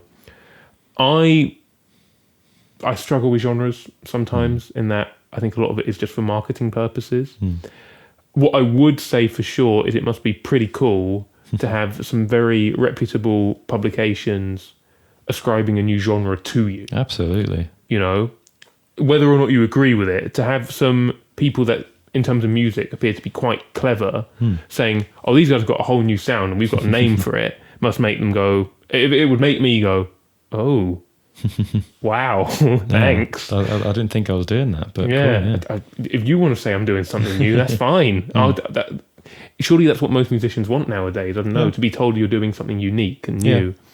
The more I listen to this album, the better it gets. Okay. It's just so complete. The more I listen to it, the more I understand it, actually, as well. I found it a bit... This is the Wailer, I'm guessing. The right? Wailer, yeah. I found it a bit too obscure the first time I listened to it. I was like, I can't quite figure out what each song is about. I know it's all sad, and I still think some of the writing is a bit overbearing. I still think that some of the imagery is a bit, like, you know, it's a punch in the face. Not in a well constructed way. It's just a bit blunt. Like there's some stuff that kind of dismisses religion and God, and I don't think it's necessarily clever. But other stuff is good. Would I recommend it? Yes. Would I recommend it a lot more than their first album? Yeah, didn't get the first album. No offense, guys. No offense. I like this one. Wasn't too sure about the first one. I'm glad you made this one. They're never going to listen to this. Why am I? Big future ahead, considering the critics love them as much as they do, and they've only released 2 albums. Big future. So, you end on 3 points. Congratulations. Appreciate it. You can read that article. I've reviewed this album on Apple Magazine. You can read it now. And then you can read the Adam Bosage article. Why not? Go for it. So, Mr. Chris. Crunk. Yeah. Mr. Mood. Dr. Chris. Sure. A plethora of nicknames. I think there was for a short while. I don't think you liked this one as much, though. I think for a short while you were known as Cross. Yeah. Yeah. I can't remember where. I think it's when we used to do this with the group. And I don't know if it was a joke of you getting frustrated at something. I don't know. And so you became Cross. My friend Jacob used to call me Crip Crop. Wow. Which was based off of Criss Cross. Oh, yeah. Yeah, that makes sense. I've gone for... There are like 4 or 5. I think for both of us, there are probably 4 or 5 safe bets for most things. Mm-hmm. Like if it's me, you might say, "Oh, it's going to be Peter Gabriel or Hiroshi Yoshimura or I don't know what else." Yeah. If it's you, it might be Ween. Once upon a time, it was very much the Smiths. The current one is They Might Be Giants. I've gone for They Might Be Giants. I said it was 24 Carat, 24K Dead. 2004, I'm still puzzled by their years, can't quite get them nailed down. Geek Rock, because if it is They Might Be Giants, that to me seems to be their calling card. So I've left it there. Yeah. 3 points. Come on down. I had a hope in the back of my mind that because it wasn't a John Linnell one, it might catch you out. Didn't tell the difference. Haven't listened to them enough to be able to tell the difference. Well, how good your game is going is showing. They have puzzled me before. They very much have. And you're good in the years for this one because this is a not a later They Might Be Giants one, but after their heyday, which I think I've shown you less tracks from. Yeah, no, you definitely have. Sort of a lot of like kind of Lincoln era and that kind of stuff. Yeah, exactly. This is called Mink Car, off of the album Mink Car. Okay. I said pop jazz, I'll give you geek rock. It's hard to pin down. That's very generous, thank it's you. one of Flansburgh's more crooner ones. So that's why I guess I put jazz. But yeah, 2001. I would like to say I've officially finished all of every single one. Official, not technically every single one. All of the official They Might Be Giants releases. Hang on. Because they've got a few kids ones and they've got some other. Well, like you haven't listened to Here Come the ABCs. I haven't listened to Here Come the ABCs. Or Here Come the 1, 2, 3s. I haven't listened to Here Come the 1, 2, 3s. I haven't listened to No either. No. You listened to Join Us? I've listened to Join Us, yeah. No. I'm just the Escape Team. I've not listened to. Which one's the Escape Team? 2018. No. It's got a woman's face crying. No, that's. That's not well reviewed, that one. No. To be fair, I mean, if you're looking at Rate Your Music, I don't think. I don't think they've done a good job of rating them, at least in accordance to how I feel about them. This is not me trying to test you. I just like because there are a lot of albums. Yeah. It's just like it's impressive. Thank it is you, impressive. Yeah. So, I mean, the main ones that I haven't listened to are the ones which are either compilations. They've got a surprising amount of compilation albums. Ones that are, I guess, like B-side sort of stuff, or ones that weren't properly released. Like there's some that just aren't on Spotify. That Escape Team is one of them, and I think it's because it was a collaboration with like a visual artist. Oh, okay. And they're like all character pieces. Oh, by the sounds of it, I haven't listened to it. That makes sense. Yeah, so I finished all of it. Now you're going to do all the EPs. I'll do all the EPs, all the unofficial albums, which I probably will because I do still very much like them. And I found out that they've got, Hurdle, like Wordle, but for like listening to things. Yeah. I've found the other day they've got like a specific They Might Be Giants one. And the first one I listened to, I didn't recognise it. So I thought, I know there's quite a lot of stuff that I need to still get to. But, yeah. I could probably order like the top 5 or 6 that I like. But what I mainly want to talk about is Mink Car, because in my opinion, it is the most underrated They Might Be Giants album. Please discuss. And I think the reason why it is so underrated is because it was released on quite possibly the worst day of the past of this century. Yeah. I think it's only just passed at the time of recording the memorial, yes. It was released on 9/11. Yeah. Oh my God. So very unfortunate. I'm certain I've had videos recommended to me before of like music released on 9/11. This isn't the only thing. Whilst you do it, I'll look it up. I'll see if I can find it. But yeah, interesting. Well, I'm gonna take a bit of water because my throat is drying up.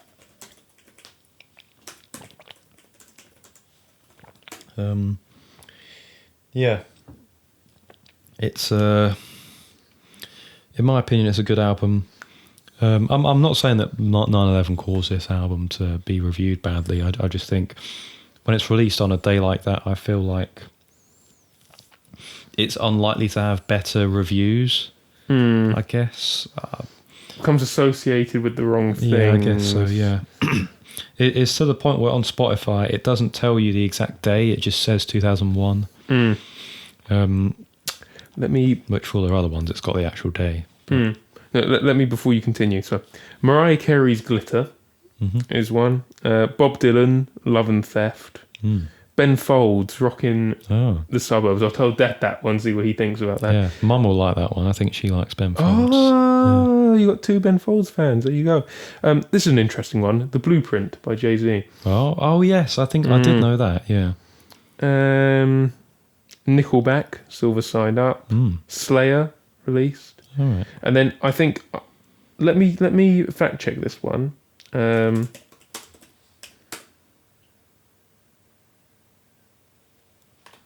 Give me 1 second.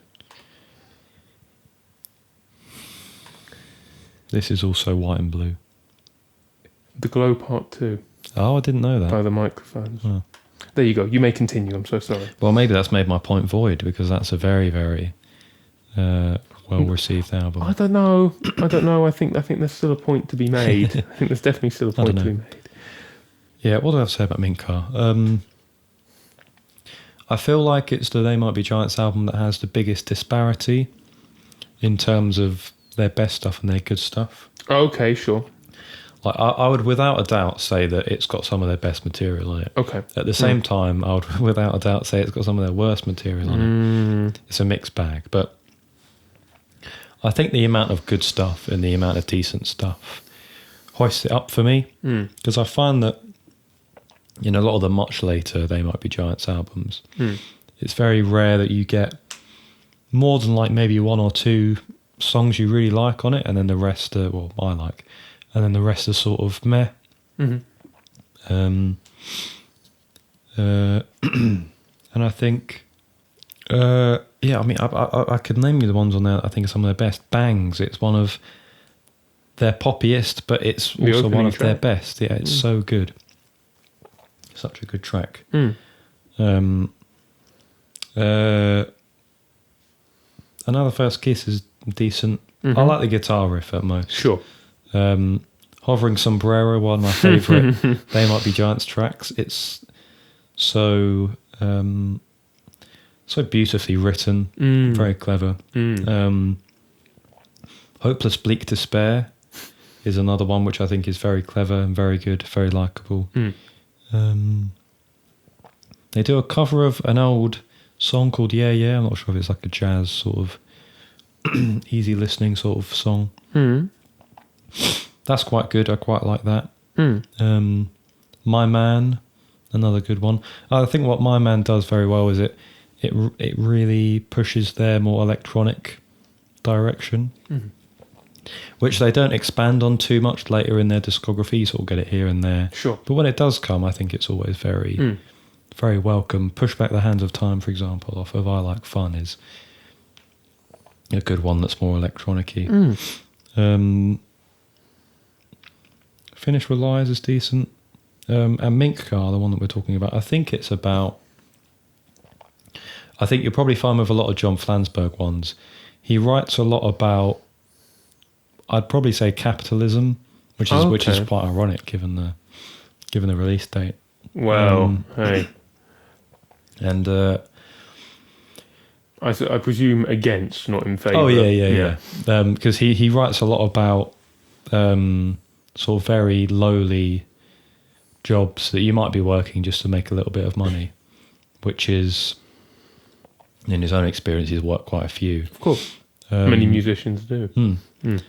And I think this is about the disparity in wealth between people, because I think the idea is that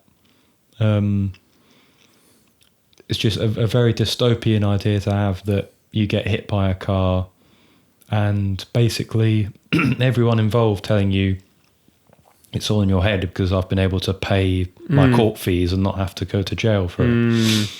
And so he's using all these sort of, I guess, dystopian things like getting hit by a guitar, Yeah. getting hit by a car driven by a guitar, and then using all these imagery of gold and silver and things There's a lot to of imply wit. the wealth. It's clever.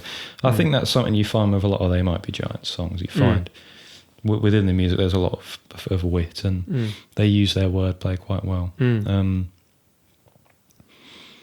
And yeah, I think that's most of what. It's not a very long track. That's most of what I think this track is doing. As I say, John Flansburgh writes a lot about this sort of stuff, so you probably get the idea. And yeah, I think the front cover is a direct reference to this song as well.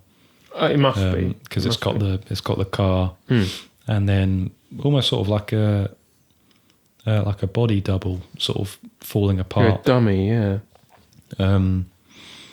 But yeah, for the sake of my throat, because I'm seizing up here, I'm going to probably leave it there. And yeah, you get 3 points. Thank you very much, So well Chris. Thank you. Listen to They Might Be Giants. We might be at the end of the They Might Be Giants arc. Who knows? Maybe we'll never be at the end. Maybe there's just an important development. Yeah, I think I'll probably still play quite a bit. Because, I mean, I've showed you a handful of stuff. They got so much music that may fit into games at some point. But, yeah, for the most part, They Might Be Giants. Listen to most of it. Completed Thank it, you. mate. He's completed it. I'm going to add up my scores. Hope I haven't done too badly. Okay, I got my answer. Yeah. Okay. Oh, no, I need to add on that as well. Oops. Okay. So. Okay. Right. Yes, I have my answer. I have my final score. Are you ready? Yeah. Okay, I'll do our standard countdown. We'll do 3, 2, 1. I thought as much. Yeah, to be fair, that's a really high score for you. I'm quite proud of that. I think we've said this before. I think anything 50% and up is kind of what you want to aim for. Yeah. Which we have both done. But I think when you start to the higher up it from 50% up, I think is when you start to go, this shouldn't happen. This has been a good run. The kind of run I've had today has not happened for about maybe 2 years. But back in the day, maybe I was smarter than I was now. I don't know. For the reference, I got 20 and you got... I got 32. There you go. 32. I realised when listening back, I don't think we actually say our scores often, so we should probably remember to do that. I got 32. And I got 20. You got 20, right. What did you get? Nothing. No, you weren't listening to the extract, so you I don't know. losers. No, please. Play with your friends. It's a good game. You just need Audacity, and that's free. Or you could just play it straight from Spotify, wherever you're listening to it. Even less work. Even less work. Yes, so, well played, Chris. Very well played. You too. Good game. If you have been intrigued by any of the albums we've mentioned, please give them a look up. If you've found anything controversial that we've said, why not leave a comment on whatever form you're listening to? We'll have a chat. Let's have, one of the great things about the Whiteboard Game is an amazing vehicle for discussion. And if there are any discussion points you would like to start with us off of this, please do. We would love to talk to you about the things we've spoken about.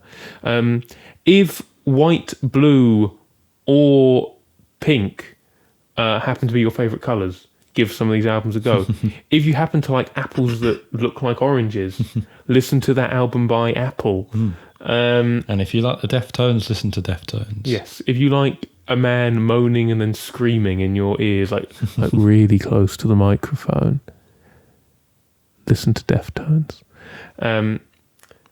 I think that's all we have to say. I think so, yeah. Stay tuned to our social medias for when you find out about our next gigs. We would love to see you there. We do also do our own music. Sometimes it's good. Somewhere between Talking Heads and Bombay Bicycle Club is the sound you're looking for. Please listen to some of our stuff. You might like it. You might like it. I think we have quite nice album covers, speaking of, to be honest. I think so. But yeah, I think that's all we've got to say here. Yeah. Yeah. So, as always, thank you so much for listening. Well played, Chris. I've already said Well that, played but to I'll you say too. it again. And at the end, with nothing else to say, there is only one thing left to say. As usual, you will get used to this. We Indeed. definitely are. Unless we get a cease and desist, in which case we'll stop doing it. Maybe he has copyrighted it. I don't know. But regardless. Whiteboard game. Forever.